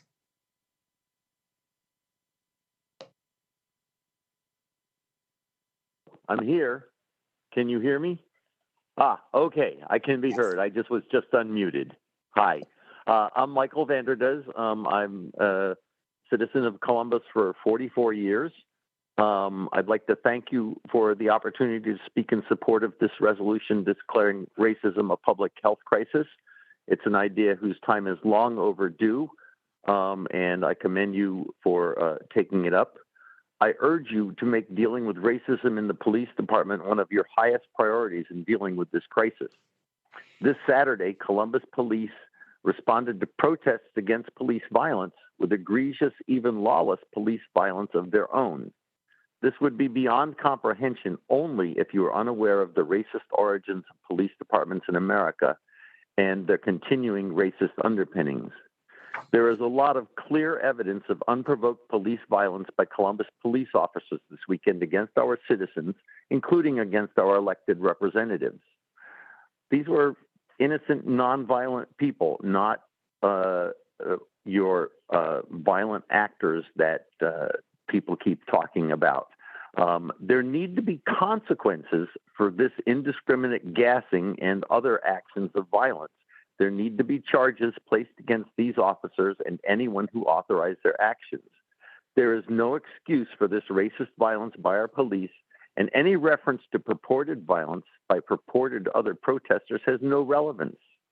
Talking about that is like pointing at your neighbor's yard when you have been legitimately cited for a public health violation. So speaking of public health violations, if racism is a public health crisis, as this resolution says, then police violence is one of the most crucial components of the disease. Citizen review boards and recommendations are a good idea, but they're a pale attempt at reining in this racist lawlessness. We need an emergency declaration of authority over our police department that allows us to cleanse police racism from our city without reference to contracts that perpetuate racism and racist police violence. It is crucial that this be given the highest priority. Only then will we begin to deal with racism as a public health crisis. I thank you very much for letting me speak. Thank you, Mr. Vanderhoosen, for your, again, your support for the resolution. Thank you. The final speaker is Noel Williams.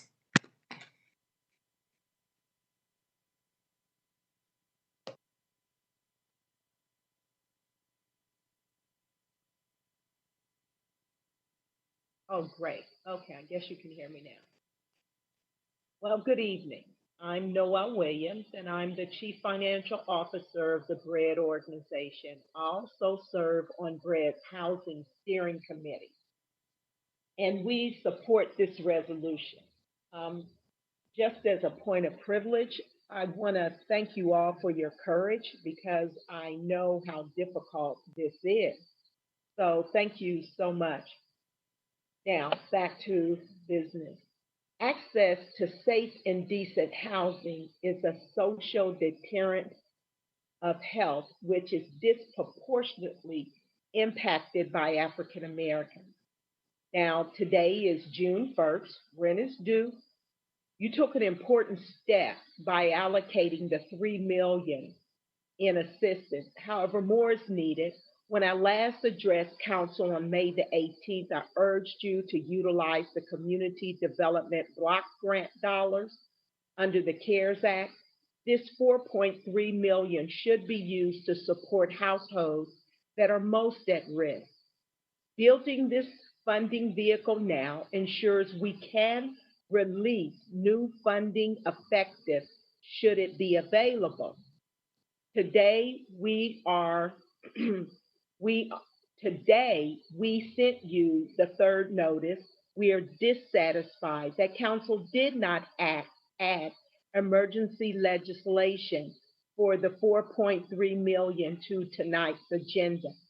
This past Thursday, dozens of community members and BREAD leaders joined a parade of cars around City Hall. We pressed for emergency assistance for people unable to pay rent as a result of COVID-19 shutdown.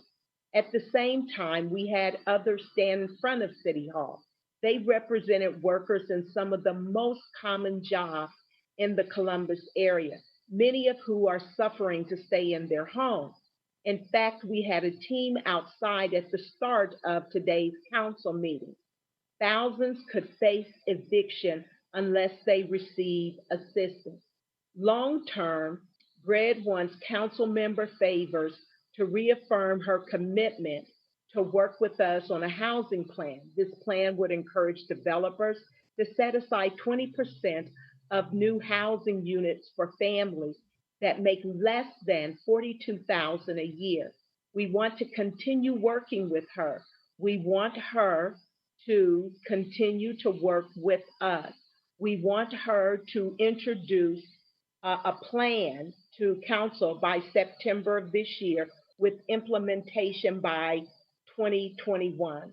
Thank you so much for this opportunity. And again, thank you for your courage. Thank you, Ms. Williams. I don't know if Councilman Favor wants to make any comments or Councilman Favor.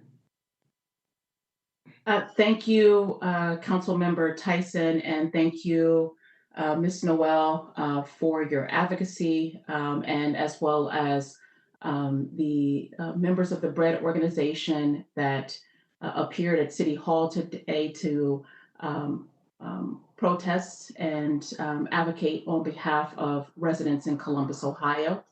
My team has prepared a response to the letter that the BREAD organization sent to our office.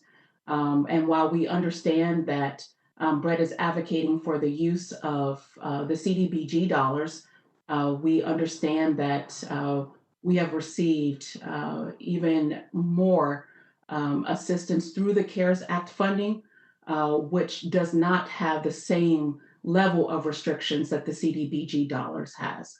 And so I've provided a detailed explanation that you should receive tomorrow in your inbox.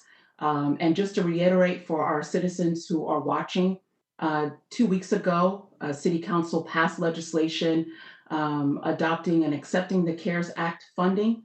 $3 million, which is a short-term response. I want to continue to reiterate that this is a short-term response to the housing and COVID-19 crisis that our community is facing.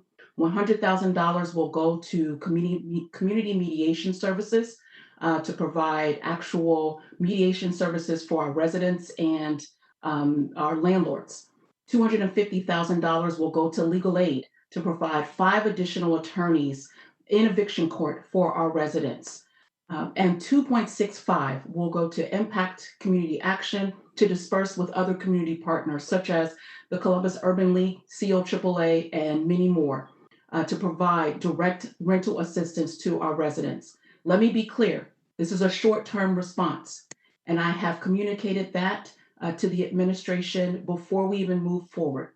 And I believe that they are completely on board with that. I remain strong in my resolve to work with BREAD and other housing advocates so that we can fight to continue to provide adequate, affordable housing for all residents in Columbus, Ohio. Thank you.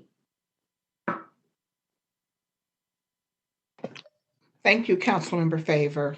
And I just want to state that we've gotten written testimony in advance from Michelle Moskowitz-Brown, Brian Fletcher, Mary Jo Kilroy, and Holly Gross of testimony from the Columbus Chamber of Commerce, all in support of this resolution. And then I just really want to share this with my members that, and it says to Columbus City Council President Shannon Hardin and council members Elizabeth Brown, Mitchell Brown, Rob Dorn, Shayla Favor, Emmanuel Remy, and Priscilla Tyson. We write to unequivocally support the resolution put forward by Councilmember Priscilla Tyson declaring racism to be a public health crisis. We support the resolution because we are profoundly outraged and heartbroken that our fellow citizens continue to see themselves in the anguished face of George Floyd pleading for air under the knee of a white man sworn to protect.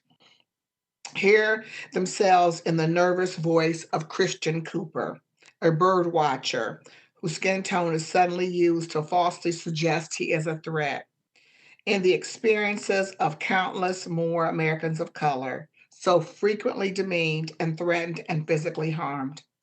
We hope and believe the resolution will appropriately bring increased government and private sector attention to these persistent systemic issues. We are proud to call Columbus home, and prouder still that Columbus is coming together to find ways to deal unflinchingly with the role racism plays in undermining public health and seeking solutions for what has felt far too long like like intractable issues. Because racial prejudice is most harmful when it is held by people in positions of power, we believe it is incumbent on those of us in positions of some level of power to speak out.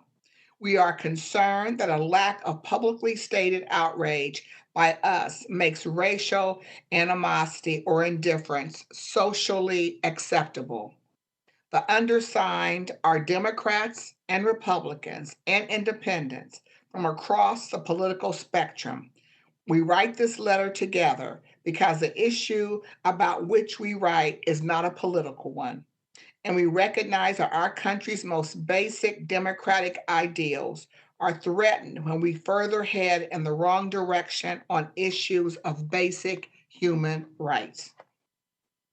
We urge our other Columbus business leaders to join us in acknowledging the scourge of racism and supporting our city's efforts to address its impact on public health.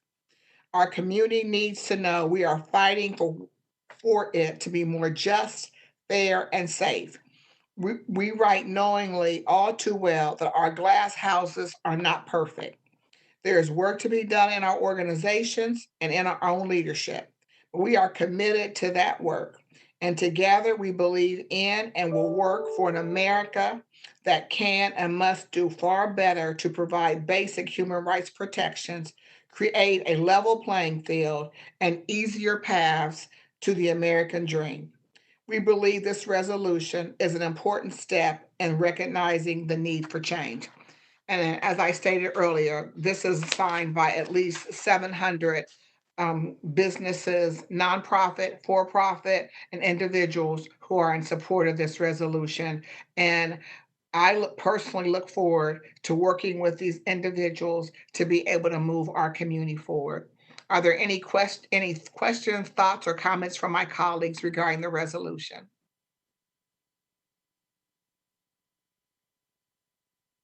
Seeing none, I thank each and every one of you.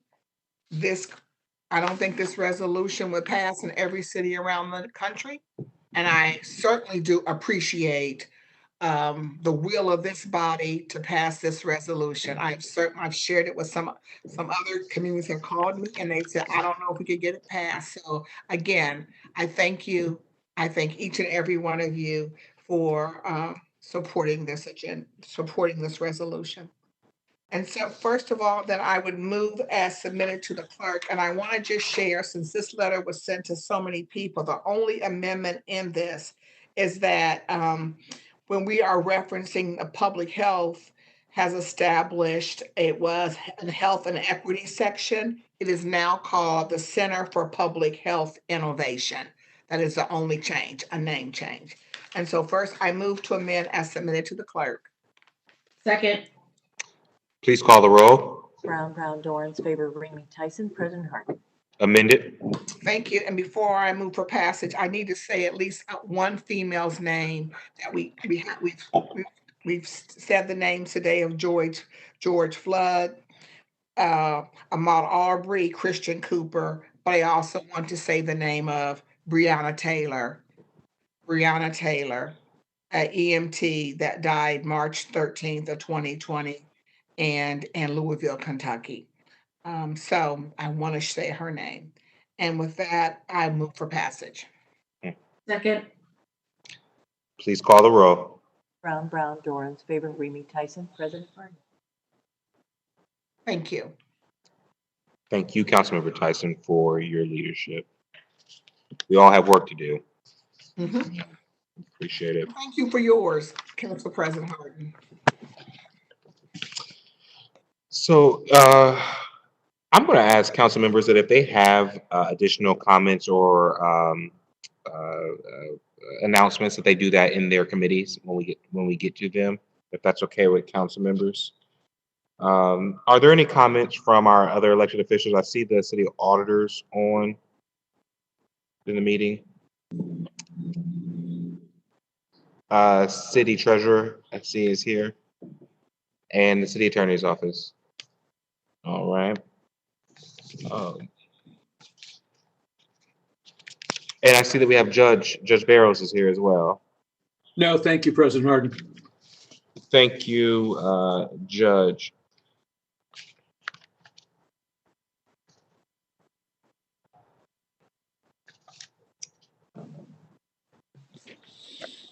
I'm sorry, one second.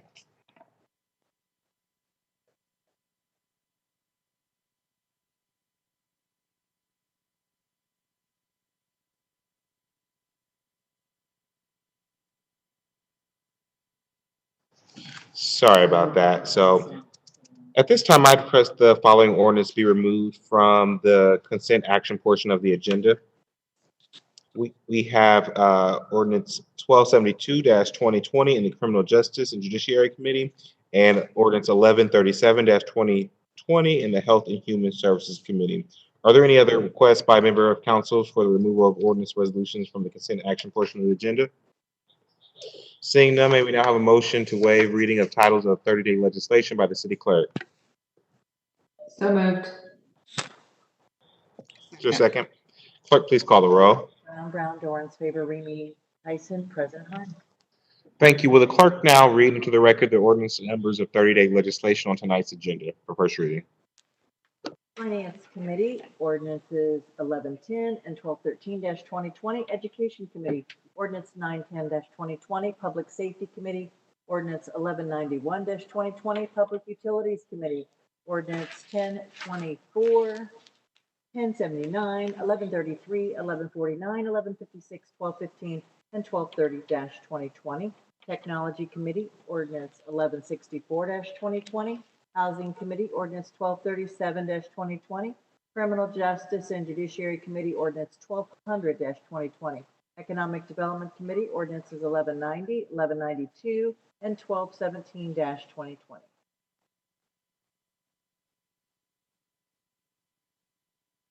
Thank you, Madam Clerk. Following ordinances on our agenda.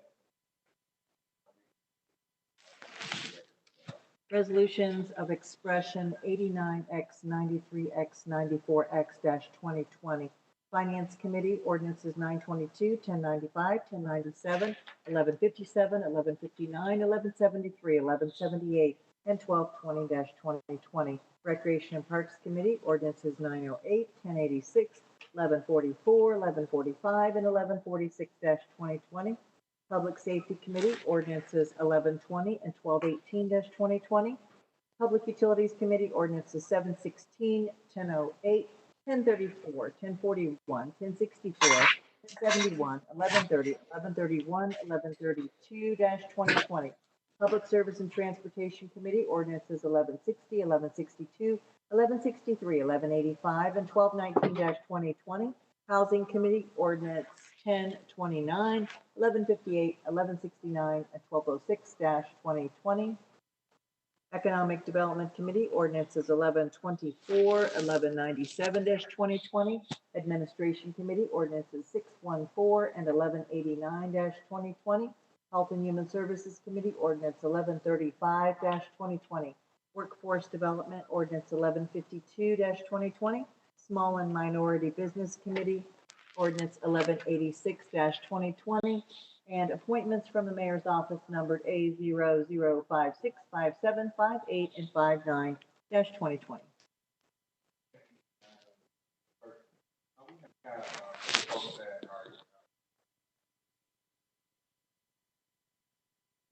Person that is joining us online, please state your name for the record and any group or organization that you may represent. If you are joining us online, please wait 3 seconds for us to unmute your microphone once you begin. The first person we have speaking on ordinance 0089X-2020 is Michael Kirkman. If you give us 3 seconds, we'll unmute you and you have 3 minutes. Welcome to council. Thank you, President Harden. Members, thank you all for this opportunity. I will be brief given the import of what you've done tonight already. And thank you for supporting this resolution that speaks so well of my longtime friend and co-advocate, Sue Willis. I am speaking here tonight on behalf of the board, staff, and clients, people with disabilities for Disability Rights Ohio, having retired as the executive director there a couple of months ago, but I was asked to speak tonight. Sue would have been terrified, horrified by what was happening in Columbus. She was a friend to all, someone who completely understood what it meant to be subordinated and discriminated against, and that shaped her whole career. She was a longtime advocate, teacher, mentor. As the resolution acknowledges, she has a bachelor's and a master's in communication from Ohio State University. It'll say something about her strength and commitment. She got those degrees before there was an Americans with Disabilities Act or disability service offices at the Ohio State University. So she did that all on her own through her own work and the support of her family and friends. She founded the Access Center for Public Awareness in 1976, and through the Access Center supported Rehabilitation Service Commission and the DD Council and the Olmsted Task Force. In Columbus specifically, she served for a long time on the Mayor's Committee on Disability. As a communications person, she understood the power of words and was, if you knew Sue, she was a small person and a quiet person, but her speech was strong and always very clear and always provided leadership for others. It was very important for her to teach and to mentor, and particularly in the last few years, to mentor other women with disabilities as they took leadership roles within our community. She lived her life as taking advantage of opportunities and seeking independence, and she wanted all of those things for everyone. As a founding member of the Disability Rights Ohio Board, she was careful to make sure that a majority of people with disabilities were on the board. The board is made up of a majority of people with disabilities, incredibly qualified people, but who happen to have disabilities. And she also was very sensitive, and we have always had on our board a strong presence of people with color, who within the disability world, people of color who are also having disabilities are subordinated in ways, and there's an intersectionality about race and disability that goes back at least 2 centuries in this country. So those were issues that were very important to Sue. So I want to thank you for this resolution, acknowledging her leadership. We certainly will miss her vision, her strength, and most importantly, her friendship. I'm happy to answer any questions. Thank you so much. Thank you so much, Mr. Kirkman, for providing that testimony in honor of the resolution honoring Sue. Are there any questions or comments from Mr. Kirkman? Seeing none, thank you, sir.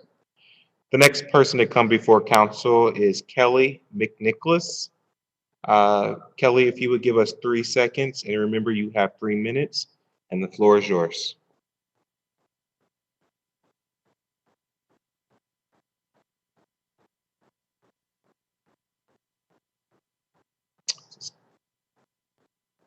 Kelly, are you with us?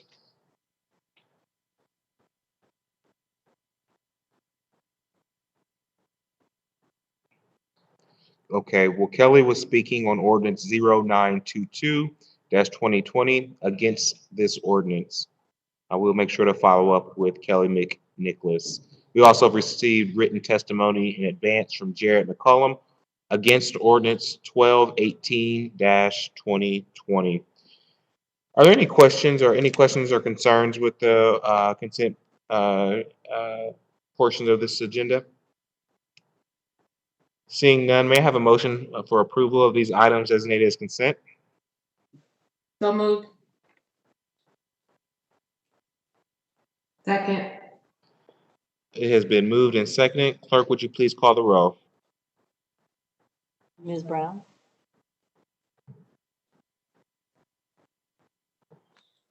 Yes. Mr. Brown? Yes. Mr. Dorans? Yes. Ms. Faber? Yes. Mr. Remy? Yes. Ms. Tyson? Yes, with the exception of 1152-2020, on which I am abstaining. Thank you. President Harden? Yes, the ordinance passed with the noted exceptions. We will now proceed with the second reading portion of our agenda. The first committee to come before council is the Finance Committee. That committee is chaired by Councilman President Pro Tem Liz Brown. Councilmember, the floor is yours.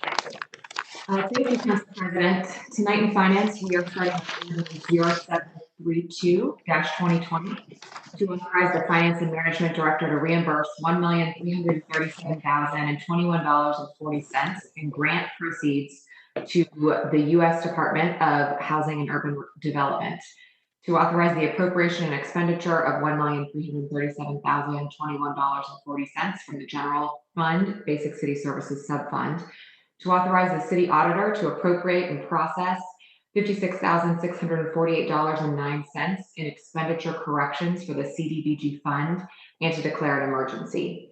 These funds are from the Housing Opportunities for Persons with AIDS program and the Community Development Block Grant program. The corrections will reclassify revenues and expenses that were incorrectly drawn from prior year grant funds. The reimbursement is an accounting correction with no fiscal impact. Funds will be returned to HUD, then the City of Columbus will draw the funds using the appropriate grant years to comply with HUD guidance.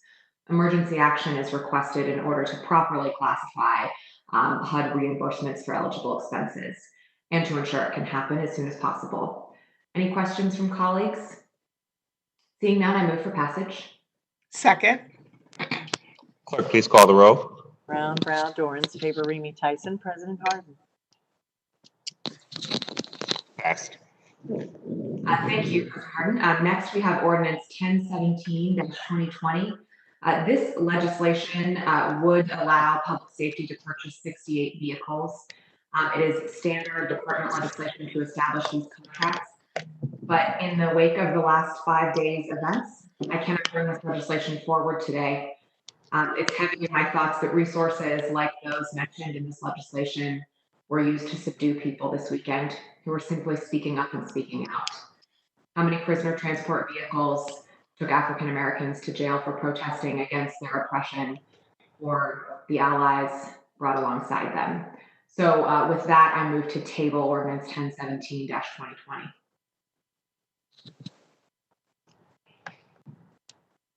Is there a second? Second. Please call the row. Did she move the table indefinitely? Indefinitely. Move to table indefinitely. Yes, Brown, Dorans, favor Remy Tyson, President Harden. Thank you. Yes, ma'am. Yes, Madam Clerk. Ordinance is tabled. Thank you, Madam Chair. Next, we have Ordinance 1182-2020 to authorize the Finance and Management Director to enter into 6 universal term contracts for the options to purchase cleaning and disinfecting services with Ohio Technical Services Incorporated, PSP Operations Incorporated, Legacy Maintenance Services LLC, J&D Home Improvement Incorporated, Rent-A-Kill, North American Incorporated, and Stanley Steamer International Incorporated to authorize the expenditure of $6 from General Budget Reservation RPO 001343 to waive the provisions of competitive bidding and to declare an emergency. These contracts for cleaning and disinfection services will be used citywide for all departments and divisions in response to the ongoing COVID-19 health crisis. The purchasing office is utilizing an emergency waiver of the provisions of Columbus City Code Chapter 329, following the procedure set forth under the mayor's declaration of a state of emergency. The contracts expire February 28th of next year with the option to renew for 1 more year. Emergency action is being considered due to the immediate demand for these services. Any questions? Seeing none, I move for passage. Second. Please call the row. Brown, Dorans, favor Remy Tyson, President Harden. Ordinance passed. Thank you. Next, we have Ordinance 1241-2020 to amend the 2019 capital improvement budget to authorize the Director of Finance and Management to enter into a contract on behalf of the Office of Construction Management with General Temperature Control for the replacement of mechanical chillers and condensers, to authorize the transfer of $2,632,000 within the Construction Management Capital Improvement Fund, to authorize the expenditure of $2,632,000 from the Construction Management Capital Improvement Fund, and to declare an emergency. This project will include providing 4 new mechanical chillers and 2 new condensers for City Hall and Central Safety buildings. The current systems in these buildings have passed their useful life, and these replacements will reduce maintenance costs and energy consumption. Emergency action is in consideration so renovations can begin as soon as practical. Are there any questions? Seeing none, I move for passage. Okay. Please call the row. Brown, Dorans, favor, Remy Tyson, President Harden. Passed. Council President, that's all I have in finance. Can move to one ordinance and rec and parks, please. Please. Thank you. I have ordinance 1087-2020 to authorize the director of the Recreation and Parks Department to enter into contract with Strasser Paving Company for the construction of the Big Walnut Trail, Elk Run to Winchester Pike. To authorize the transfer of $1,142,268.55 within the Recreation and Parks Bond Fund to amend the 2019 capital improvement budget ordinance to authorize the expenditure of $1,142,268.55 from the Recreation and Parks Bond Fund and to declare an emergency.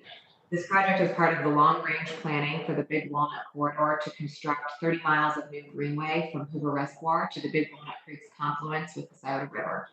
The funding authorized in this ordinance is for the construction of 0.8 miles of a new 10-foot wide asphalt trail with retaining walls, tree plantings, stormwater management features that contribute to the extension of this greenway corridor. Construction is anticipated to start this month and take 1 year. Emergency action is under consideration to begin and complete the project as soon as we can. No question. Are there any questions? Seeing none, I move for passage. Second. Please call the row. Brown, Dorans, favor, Remy Tyson, President Harden. Passed. Thank you, President Harden. That's all I have in my committees. Thank you, Madam Chair. Next committee to come before council is the Public Safety Committee that is chaired by Councilmember Mitch Brown. Councilmember, floor is yours. Thank you, Council President. I would like to take a moment to acknowledge and recognize retiring Fire Chief Kevin O'Connor. He retired last Thursday after giving the city of Columbus over 31 years of service to the Columbus Division of Fire. And the things that he was innovative in creating, the REACT vehicle, the mobile stroke unit, some other initiatives involving placing pharmaceutical dispensary machines in fire stations. He just want to make sure to pass along to him and his family our sincere thanks for the years he's given to the city of Columbus.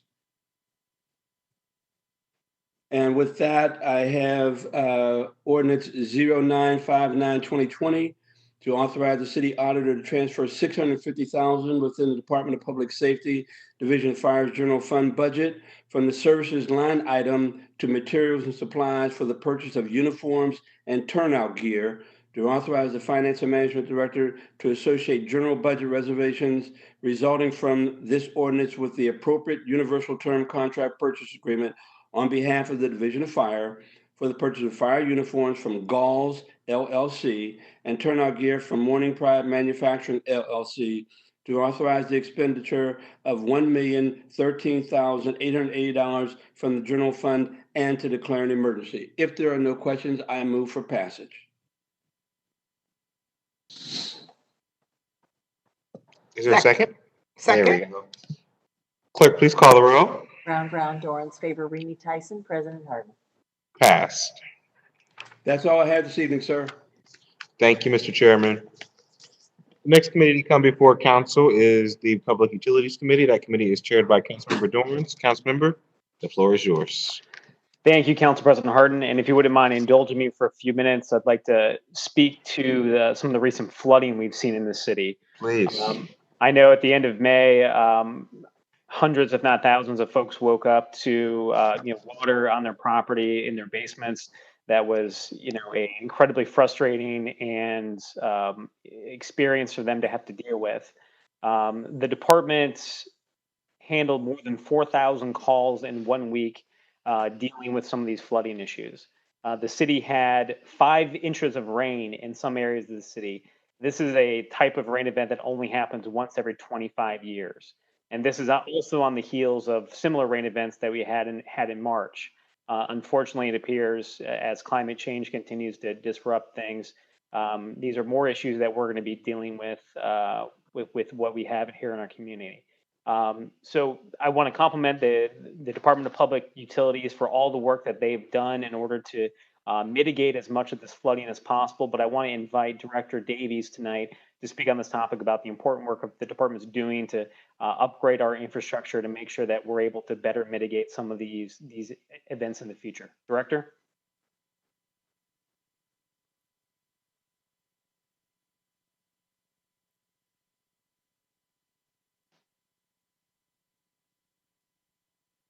Director, can you hear us?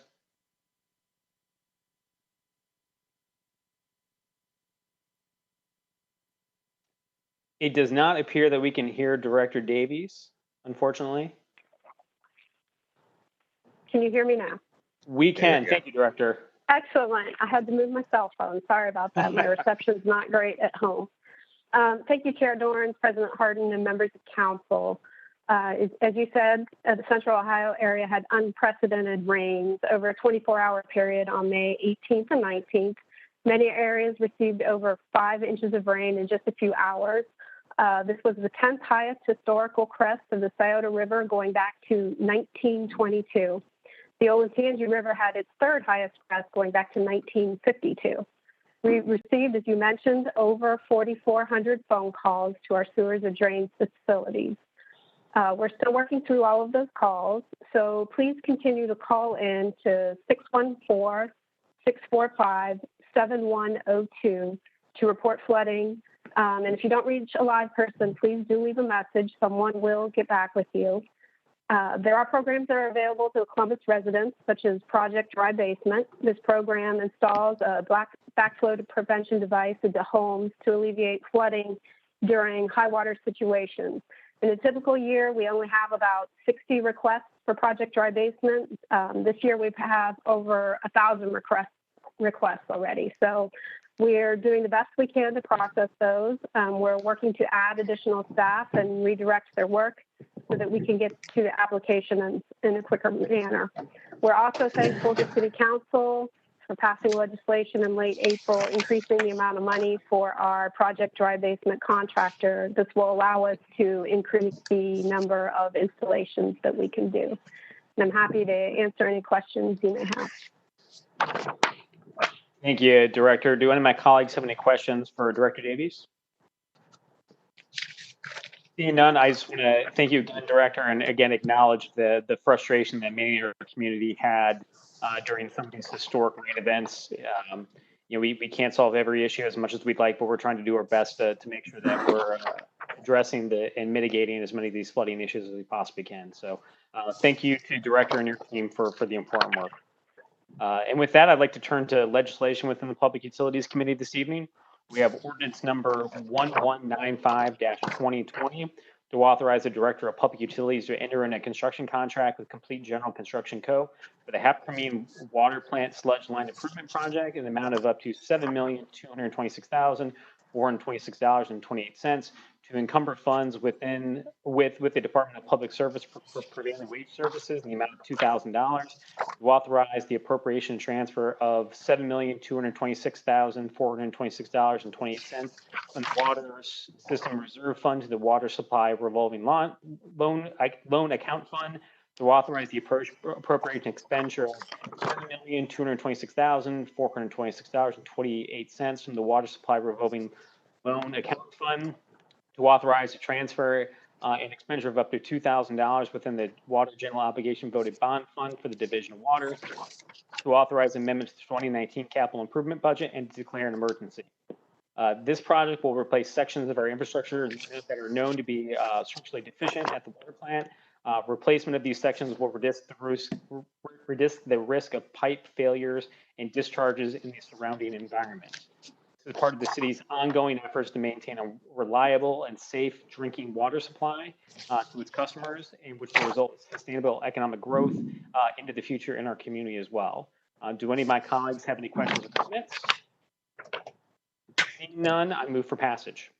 Second. Please call the roll.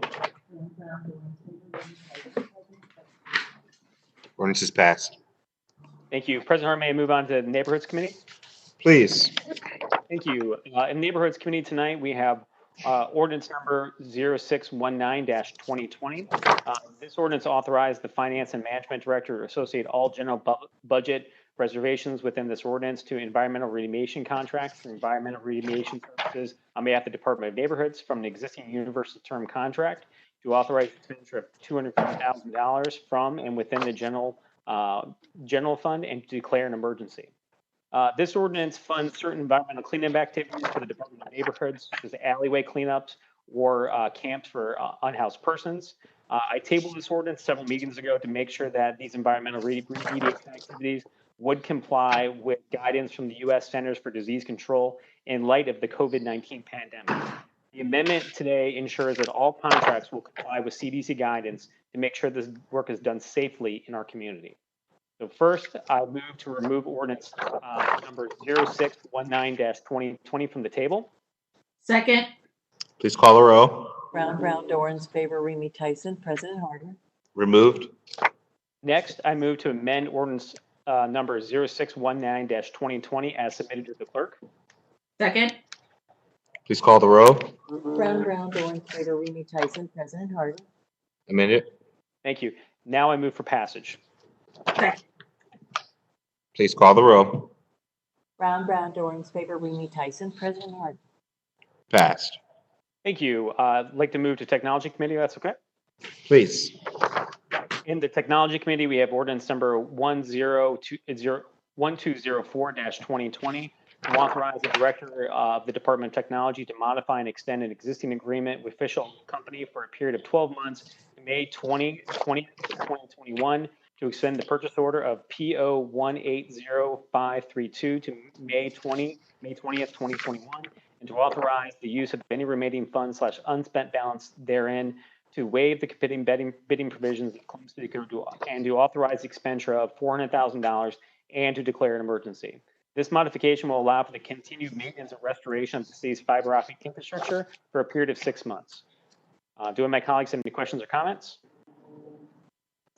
Seeing none, I move for passage. Second. Please call the row. Brown, Dorans, favor, Remy Tyson, President Harden. Passed.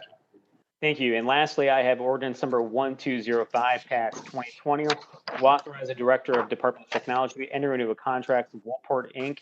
and EMH&T for professional services in support of the Department of Public Utilities, Public Service, Neighborhood Development and Technology, GIS applications and projects, to extend 6 existing purchase orders, 3 with Walport and 3 with Prime AG Group Inc. to run concurrent with this contract, and authorize the use of any remaining funds / unspent balance therein, to waive the competitive bidding provisions of Columbus City Code, to authorize an expenditure of $431,000 and to declare an emergency.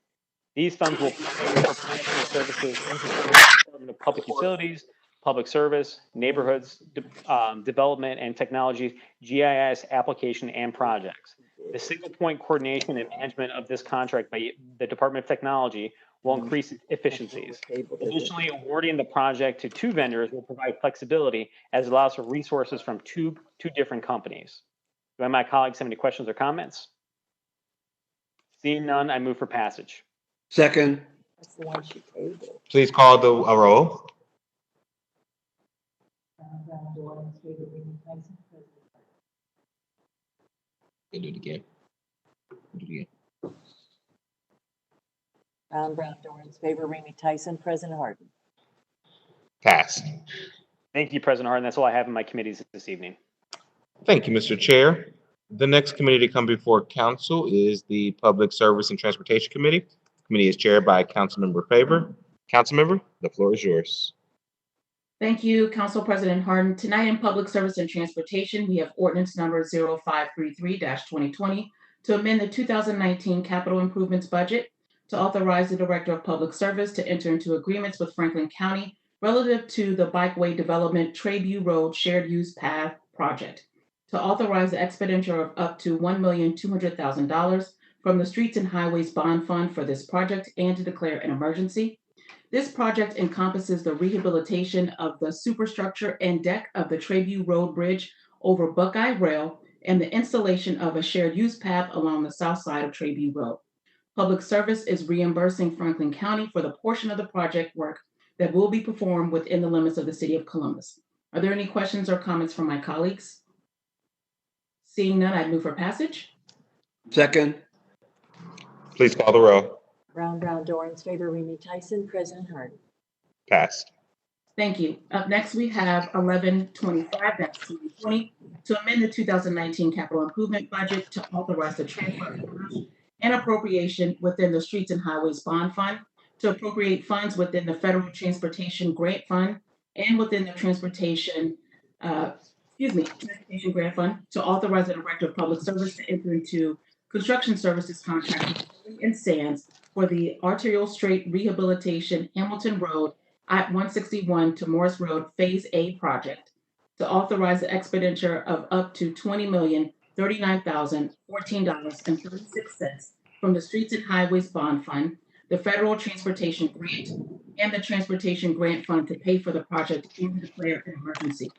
This contract consists of reconstruction of 1.29 mile portion of the Hamilton Road and the reconstruction of the 7 mile portion of Morse Road. Improvements include pavement widening, pavement replacement, pavement resurfacing, drainage improvements, pedestrian walks, shared use paths, replacement of existing traffic signals, lighting, and landscaping. Are there any questions or comments from my colleagues? Seeing none, I move for passage. Second. Please call the row. Brown, Dorans, favor, Remy Tyson, President Harden. Passed. Thank you. Up next, we have ordinance number 1174-2020 to transfer cash and appropriate funds within the East Broad Commercial TIF Capital Fund, to authorize the Director of Public Service to enter into a contract modification with Trans Systems Corporation of Ohio in connection with the Arterial Street Rehabilitation East Broad Street Widening Project, to authorize the expenditure of up to $1,498,173.28 for the contract modification from an existing auditor's certificate and from the East Broad Commercial TIF Capital Fund, and to declare an emergency. This contract was issued to design improvements to the East Broad Street corridor from I-270 to Outer Bell Street. A modification is necessary to cover the cost of additional work needed on the project due to a hotel that was announced to be built within the project corridor. Are there any questions or comments from my colleagues? Seeing none, I would move for passage. Second. Please call the row. Brown, Dorans, favor, Remy Tyson, President Harden. Passed. Thank you. Up next, we have ordinance number 1193-2020 to amend the 2019 capital improvement budget to authorize the transfer of cash between projects within the Street and Highway Improvements Non-Bond Fund, to authorize the appropriation of funds within the Street and Highways Improvements Non-Bond Fund, to waive the competitive bidding requirements of City Code Chapter 329, to authorize the Director of Public Service to execute a service contract with Designing Local Limited for the design and installation of public art along the Sullivan Avenue corridor, to authorize the expenditure of up to $249,875 from the Street and Highway Improvements Non-Bond Fund to pay for the contract and to declare an emergency.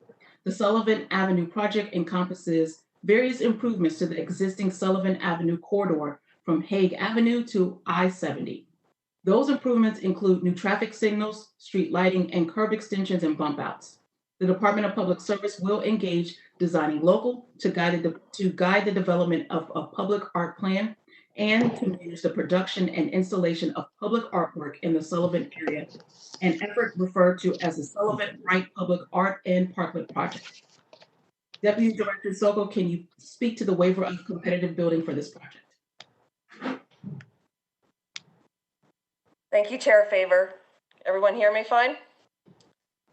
Okay, President Harden, Chair Favor, members of council. This legislation authorizes a service contract with Designing Local Limited for public art in the parklet component of the Sullivan Avenue Infrastructure Revitalization Project.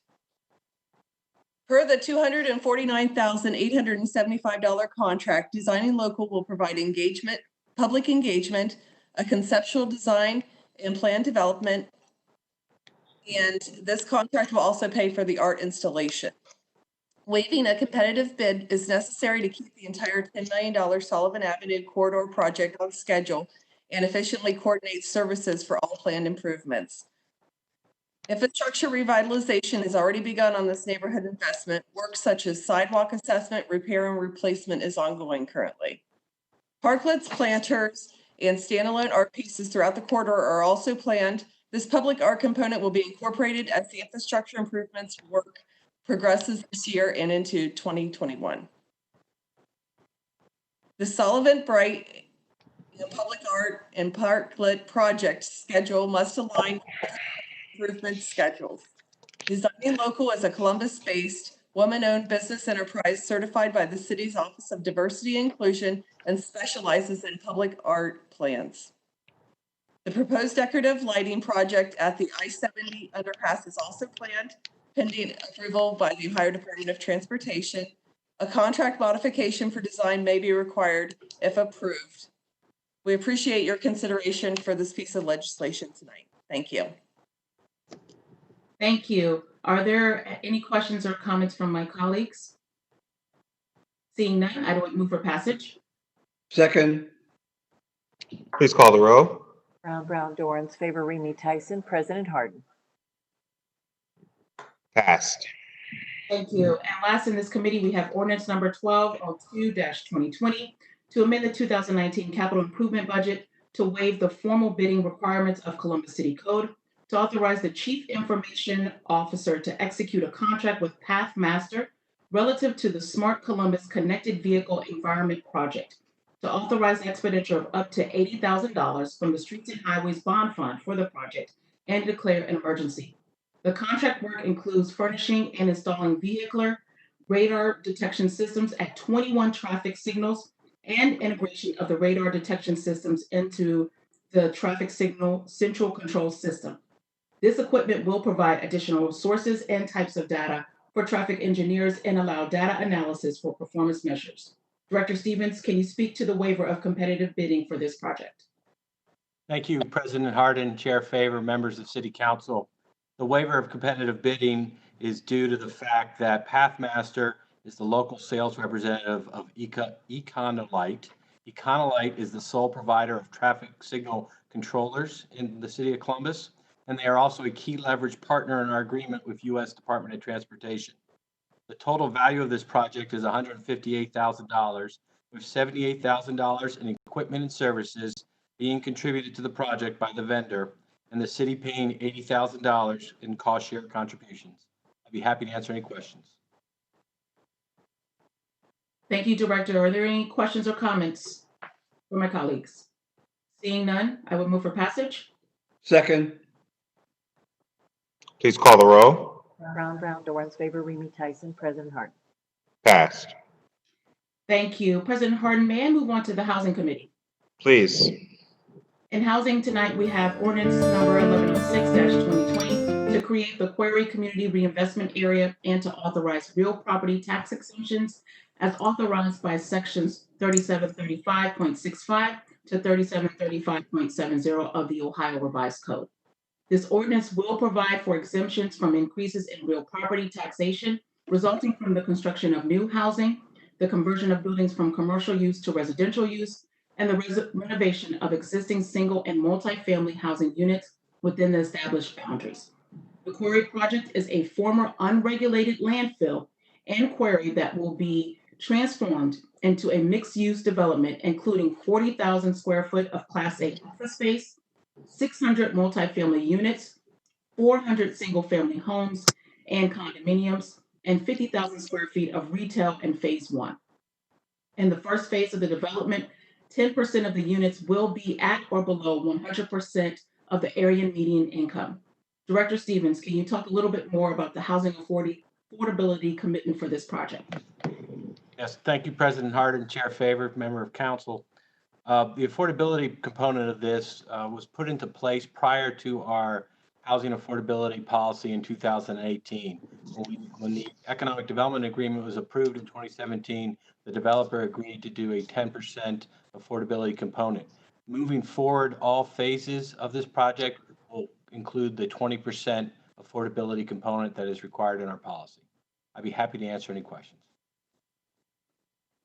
Thank you, Director Stevens. We have two speakers that have prepared slips.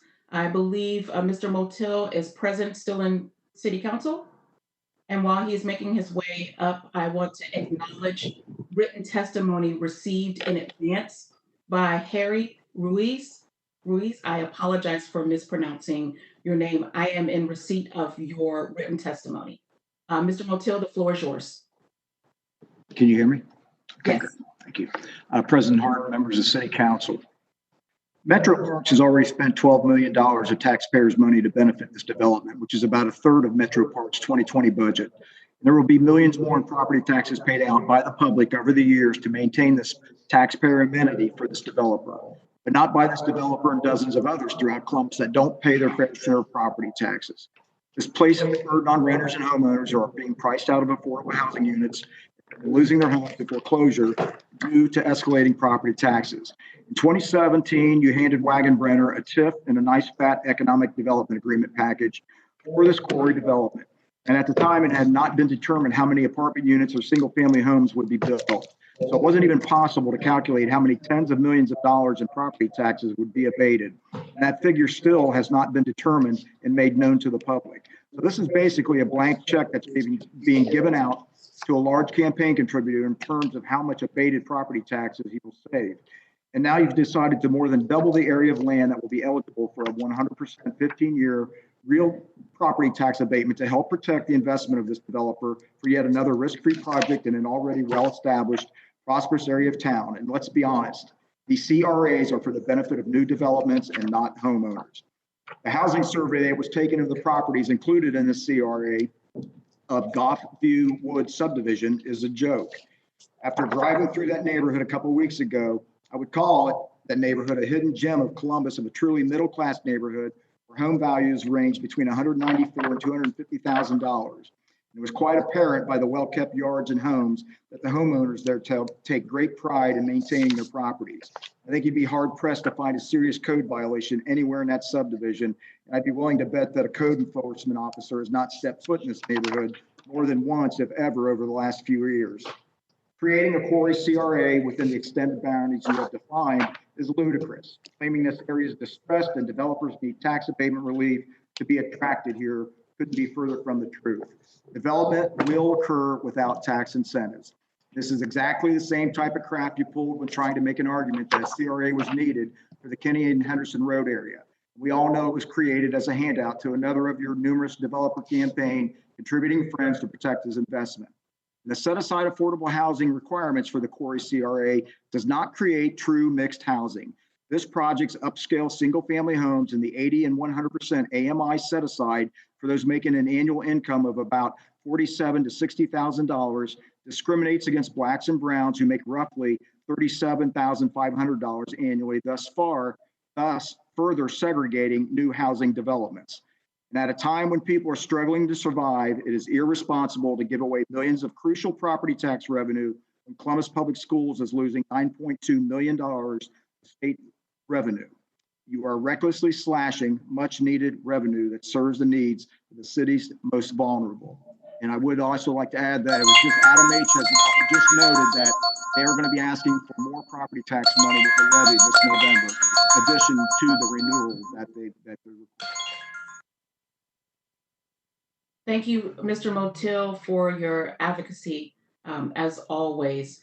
Director Stevens? Have we lost Director Stevens? No. Yes, Chair Favor? Would you like to respond to Mr. Motil's statement? I'd be happy to answer any further questions from City Council. We continue to find ways to encourage investment in our community, to encourage affordable housing. This is a mixed-use development that will not only bring affordable housing, but office space to help us attract new jobs and investment into the community. Thank you. And I also just want to make a point of acknowledging the residents that are from the West Scioto Area Commission, who I met with, actually tabled this legislation 2 weeks ago having received feedback and concerns from residents who wanted to have additional conversation with me in my office. And so we had that conversation last week, and a lot of questions were asked. We had members, employees from the Department of Development that were present on the call to answer any and all questions that were asked about the project. With that, I would move for passage. My apologies. Are there any questions or comments from my colleagues? Seeing none, I'd move for passage. Madam Chair, would you, I think we have to take it from the table first. Oh, I'm sorry. I would move to remove from the table. Second. Please call the row. Brown, Dorans, favor, Remy Tyson, President Harden. Remove from the table. And now I would move for passage. Second. Please call the row. Brown, Dorans, favor, Remy Tyson, President Harden. Passed. Thank you. President Harden, may I move to the Criminal Justice and Judiciary Committee? Please. Thank you.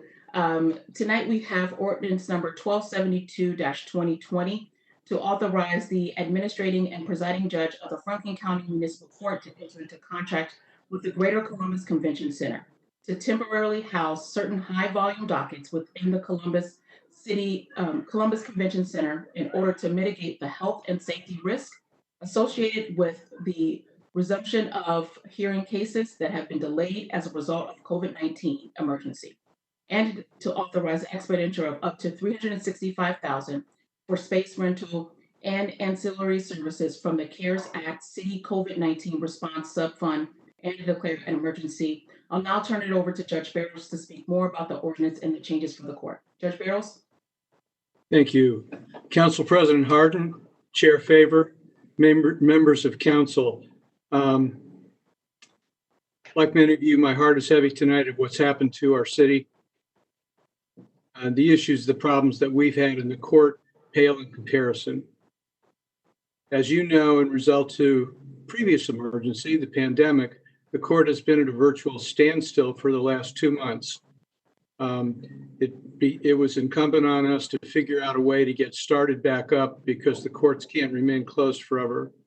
We had 2 plans. One of them was to try to get everything stuffed into our building, and those of you who visited know its capacity, and at the same time ensure the health and safety of citizens who were required to attend.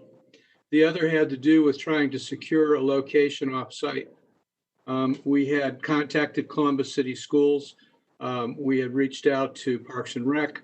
There was a cooperative attitude, but not any good solutions. We were able to get a hold of the Columbus Convention Center, and I want to take a moment to commend Mr. Brown and the people who work at the Columbus Convention Center for working with us. They offered this the use of the facilities for a 3-month period of time, which in our opinion is sufficient to take care of our backlog and reorganize the way we conduct dockets so that we can do the same volume that we did before in the space that we have here, and once again assure the safety of everybody. I wanted you all know from my previous appearances at council that I'm a passionate advocate for my court, and sometimes I speak too quickly and abruptly, and if I've ruffled your feathers in the past for anyone who's present, Mr. Lombardi, I express my apologies, and Council President and Chair Favor, I express my apologies for that. I don't apologize for advocating for my court. I apologize for speaking rather quickly. And in an article of grace, Council Favor, I especially ask your forgiveness for some comments that I made last week in a telephone conversation with you. What happened, though, is that upon finding out that the convention center was ready, we reached out to the executive branch, Director Lombardi, to try to see if there was CARES Act funding that could be used for that. He asked us a short series of questions, and an email exchange within 24 hours said yes. We contacted Council Member Favor on behalf of the council, who sponsored the ordinance that's before us now. So the 3 branches of our government all work together in an emergency situation to answer the questions and help maintain the health and safety of the citizens who most of whom would rather not be in court, but they have to be down there anyway. So I want to thank you all for your consideration of this ordinance. Thank you, Councilman Favor. Absolutely. Thank you, Judge Barrows. As always, I want to acknowledge a community partner who has stepped up in a big way. Coda Bus will be providing signage at the courthouse directing individuals who have traffic arraignment and eviction cases and mistakenly appear at our regular courthouse, directing them to the Columbus Convention Center. The C-Bus will be available to get folks from our courthouse, our regular courthouse, down to the Columbus Convention Center. And so I just really want to give a huge thank you to CODA for stepping up a big way. I also want to acknowledge the Columbus Urban League for providing me with an opportunity to address our community on the radio station today and get the message out to the community about these changes that are happening. And finally, I will be posting a video, if not today, it'll be very early in the morning, highlighting these changes as well to make sure that our residents know where they should be for the next 3 months. So thank you so much for your support. Absolutely. Are there any questions or comments from my colleagues? Seeing none, I'd move for passage. Please call the roll. I'm sorry. Please call the roll now. Brown, Dorans, Favor, Remy, Tyson, President Harden. Passed. Thank you. That's all I have in my committees. Thank you, Madam Chair. The next committee to come before council is the Economic Development Committee, and that committee is chaired by Councilman Ramey. Thank you very much, Council President Harden. Tonight I have two ordinances in economic development. First ordinance is 1170-2020 to authorize and direct the city auditor to transfer $1,486,971.20 within the general fund, to authorize and direct the city auditor to appropriate and transfer $371,742.80 in cash from the special income tax fund to the general fund, to authorize and direct the payment of $889,842.63 to the Columbus City School District, $15,937.98 to the Gahanna Jefferson City School District, $25,120.93 to the Groveport Madison Local School District, $172,521.22 to the Hilliard City School District, $277,102.78 to the Olentangy Local School District, $83,238.35 to the Southwestern City School District, and $23,207.31 to the Worthington City School District for income tax revenue sharing totaling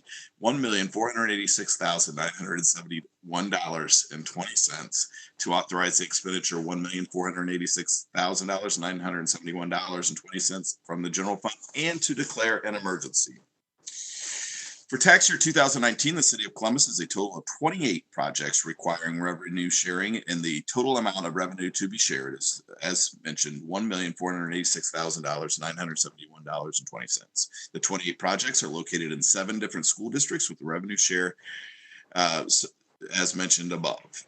Tonight, emergency action is requested in order to expedite payment to the 7 school districts to compensate them for property tax revenues foregone due to tax abatements. I will now turn the floor over to Director Stevens to comment a little bit further about this important legislation.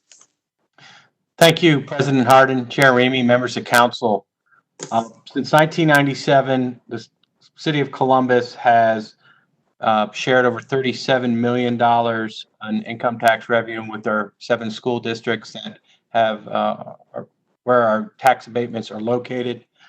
Just to remind City Council, tax abatements Incentive Review Commission, our council last year found that of our 67 tax abatements, over 2,600 new jobs were created with $188 million in new payroll, as well as $978 million in new investment as a result of that work. Happy to be able to share some of this revenue with the school districts and happy to answer any questions.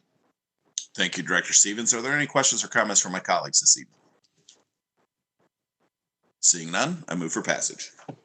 Second. Please call the roll. Brown, Dorans, Favor, Remy, Tyson, President Harden. Passed.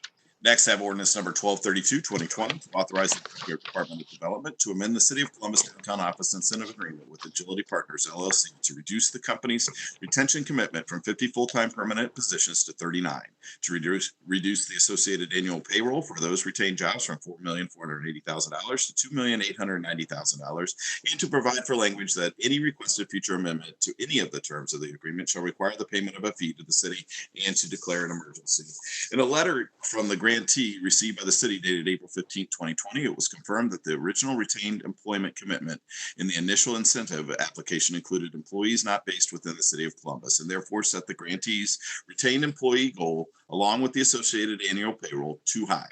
The incentive application stated 50 full-time permanent positions were to be retained at the project site, when the actual retained commitment should have been 39 full-time permanent positions with an associated annual payroll of approximately $2,890,000 instead of $4,480,000.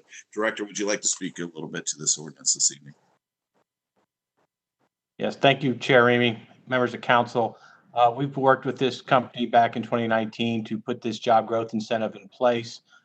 We would have worked with this company regardless of the retention number, the higher or the lower number. It's about the jobs and the investment they're making to continue to grow. I'd be happy to answer any questions. Are there any questions or comments from my colleagues this evening? Seeing none, I move for passage. Second. Please call the roll. Passed. Thank you very much. That's all I had this evening. Thank you, Mr. Chair. The next committee to come before council is the Health and Human Services Committee. That committee is chaired by Councilmember Tyson. Councilmember, the floor is yours. Thank you, President Harden. I have ordinance number 1123-2020 to authorize the Board of Health to enter into a contract with Equitas Health for the Ryan White Part A COVID Response Grant Program for the provision of services allowable under the grant for persons with HIV or AIDS in Central Ohio, to authorize the expenditure of $302,273 from the Health Department Grants Fund to pay the cost thereof, to waive competitive bidding of the City Code, Chapter 329, and to declare an emergency. This ordinance authorizes the Board of Health to enter into a contract with Equitas Health in the amount of $302,273. Columbus Public Health is requesting a waiver of competitive bidding as part of the City Code Chapter 329 to immediately enter into a contract with Equitas Health to provide housing services and emergency financial assistance to persons living with HIV or AIDS in response to COVID-19 pandemic. Persons who are eligible for the Ryan White services have been negatively financially impacted by COVID-19 response, are eligible to receive housing, utility, food, hygiene products, support. Utilities will be expanded to include intranet and cell phone related charges. Best estimates indicate that about 400 people can be served by this particular with this ordinance and these dollars. For more information, please contact Audrey Regan at 614-645-6790. And if Tiffany Cross, do you want to please share why we are waiving competitive bidding?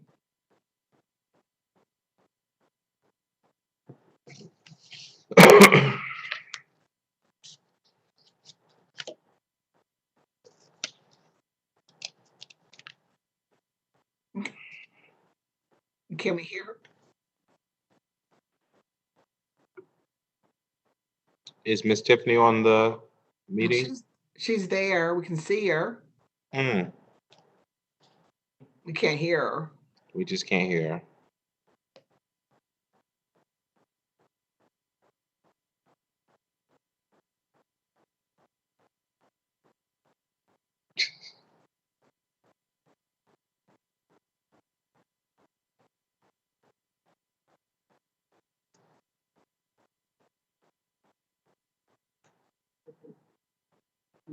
The bid waiver reform is attached to the legislation. That's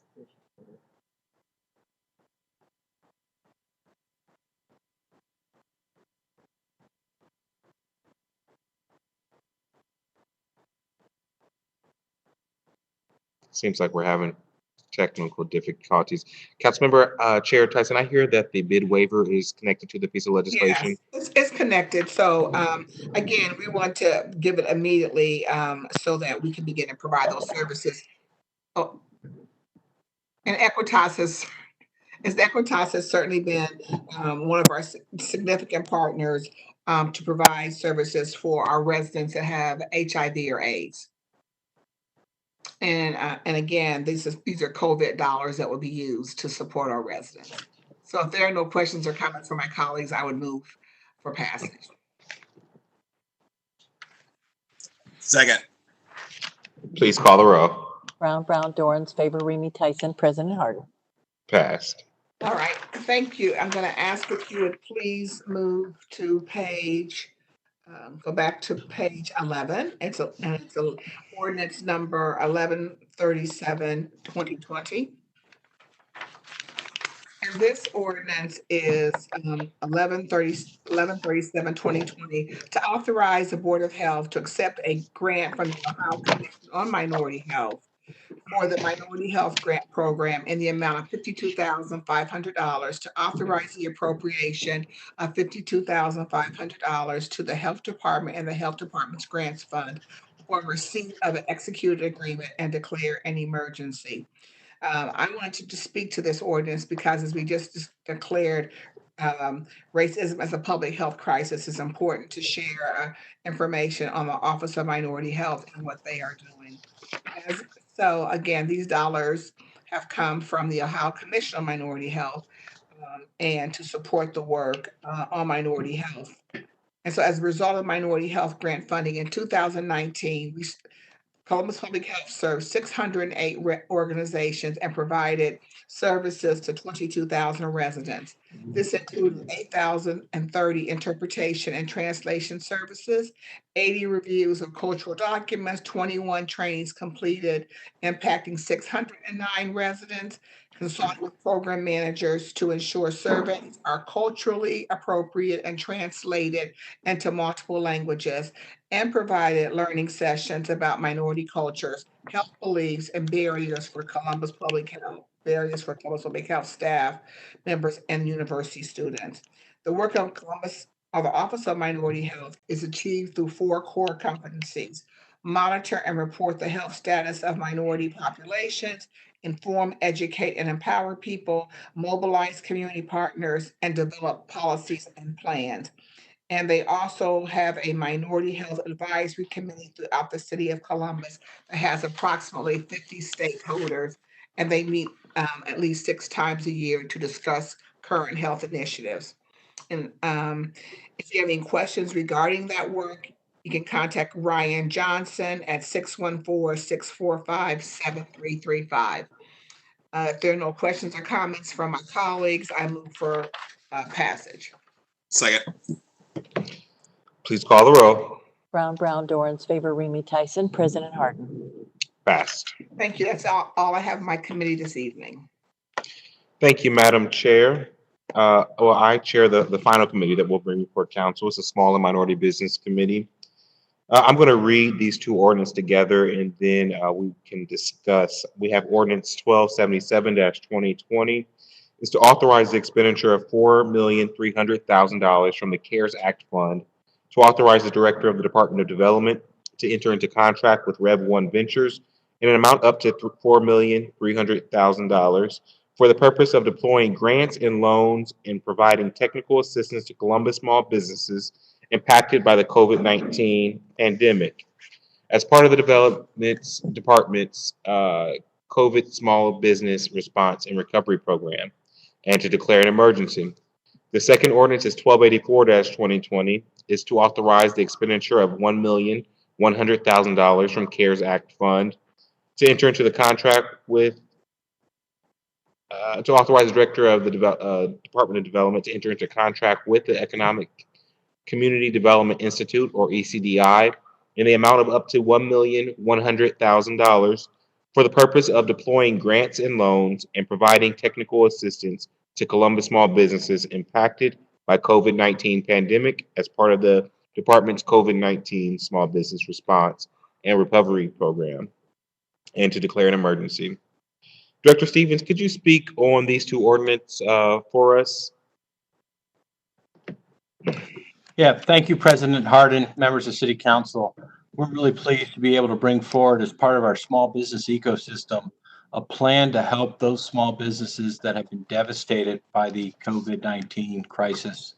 We put together an effort that will not only help companies that had lost wages by being shut down, and these small businesses by being shut down, but also those businesses that have an opportunity to grow and pivot will use our loan program. So to summarize pretty quickly, we are over $3.2 million in grant dollars for small businesses that are 25 employees or less, located in our low and moderate income neighborhoods. The $1 million will go for our loan program. We'll go towards businesses in the low and moderate income neighborhoods as well, to help them pivot towards investments they need to grow their business. We also have an additional $1 million in grant funds to help small businesses throughout the city recover and provide safely return to work. An example on how to use this grant program, it's a one-to-one match. So if you're buying PPE for your small business, it costs you $500, you will get matched at $250. The last bit of funding that makes up the $5.5 million we're putting towards this effort goes to technical assistance work from our different partners throughout the community who are helping these small businesses get these grants, as well as making sure they continue to stay in business and survive the crisis and thrive on the outside of that. Partners included in our technical assistance program is the Columbus Urban League, the Ohio Small Business Development Centers, the Ohio Minority Supplier Development Council, the Columbus Chamber, Chase, as well as it needs to be pointed out that Franklin County is also coming out with a similar program here in the near future that aligns with this, so better serve all our small businesses in the community with as many resources as possible. The last thing I'll highlight is there'll be an online application starting January 9th that small businesses can come on and apply for. I encourage all small businesses that are impacted starting from the beginning of March until now to apply for those dollars. I want to thank Rev One Ventures for administering the grant program at no cost. And I want to thank the members of the community and council staff, as well as development staff, who are going to make up the grant review committee to make sure that we equitably distribute these dollars. I'd be happy to answer any questions. Director?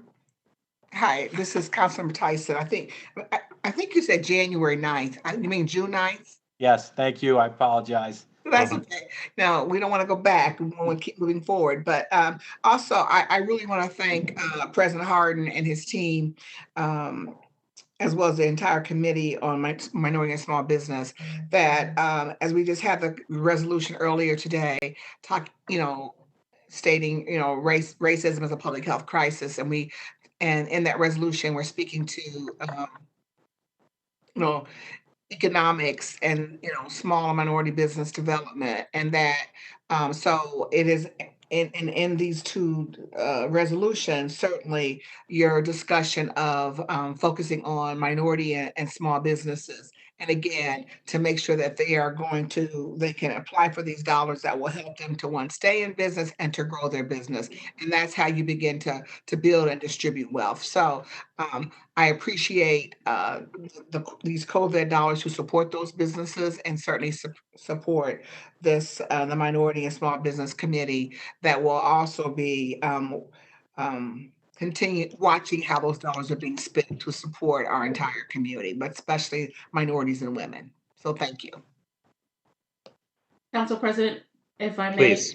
I want to say thank you to you as the chair of this committee, to Director Stevens, and the entire committee for the countless meetings and conversations to get us to this point.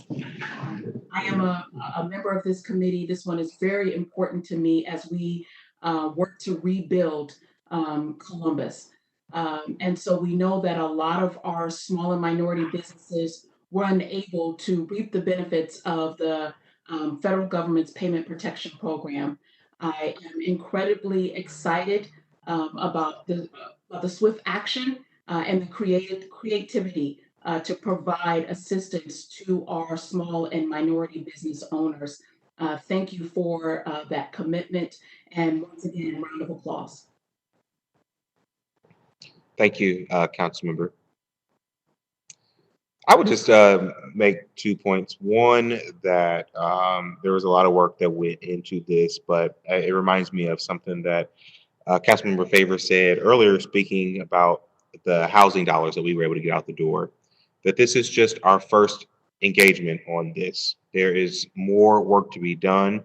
We have understood since the beginning of COVID that this is not a 1 month or 2 month experience, that small businesses will be hurting for a while. And so we are going to be prepared to be able to support them and assess how this initial program goes. And work to see how we can continue to fill gaps and fill holes throughout the rest of the year as well. And secondly, as we come back as a community, the one of the areas that we worked really hard in, and I actually got this idea from the city auditor, our auditor, was around helping small businesses who reopen. Those small costs or for plexiglass or signage that you had to do to keep your business safe. In this program, they will be able to be reimbursed on a one-to-one disbursement for their costs for reopening. And so there are so many questions. I want to make sure that people have the opportunity to engage. I have asked that Chair Remy of the Economic Development Committee lead a public hearing of our, it's really a joint hearing of the Small Business Committee this Thursday at 5 p.m.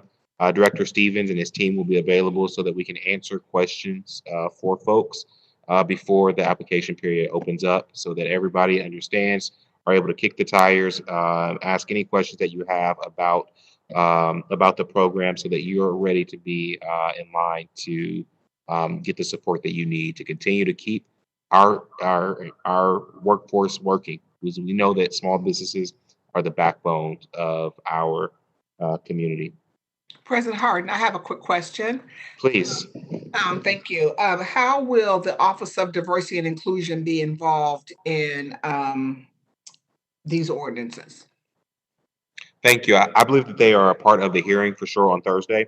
A lot of this has been done in tandem, certainly tandem conversation. One of the things that both Director Stallings Johnson and Director Stevens, I think, can attest to is that they're working closer together now than ever before. And that's something that I think that you've seen, Councilmember Tyson and Councilmember Favor, as we both sit on this committee, that the offices are really engaged, and I appreciate it.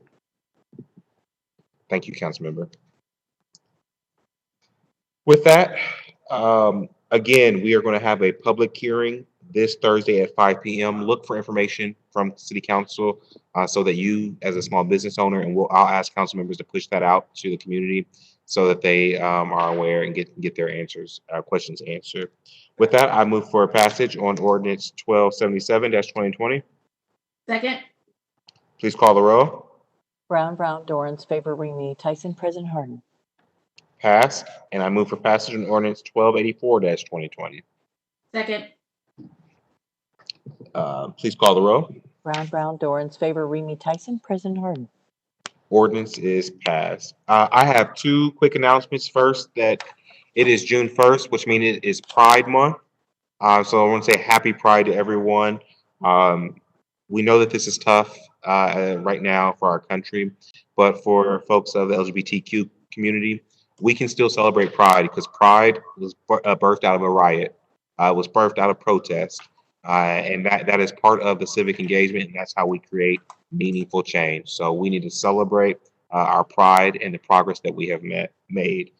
Secondly, and I meant to start off the meeting with this, to remind folks, we are still in a pandemic, a global pandemic. COVID-19 is still here. It is still moving through our community. I have taken to getting the numbers of new deaths in our city. So at our last meeting, 2 weeks ago, there were 136 deaths from COVID-19 in Columbus, your neighbors. Since then, today, the number is 213 deaths, which means that since the last time that we've met, 77 neighbors of ours have died from COVID. It is real. It is here. And especially as we go out, and for those who are protesting peacefully, for those who are protesting, the mask and things are so critically important, that you have a mask on. And for all of us who are going out in our daily lives, please have a mask on and keep that social distancing. If there are no further business to come before council, I ask for a motion to recess for adjournment. So Move moved. to adjourn. Thank you. So moved. Please call the. Second. Thank you. Brown, Dorans, favor, Remy Tyson, President Harden. This meeting is adjourned. Have a good evening, everyone.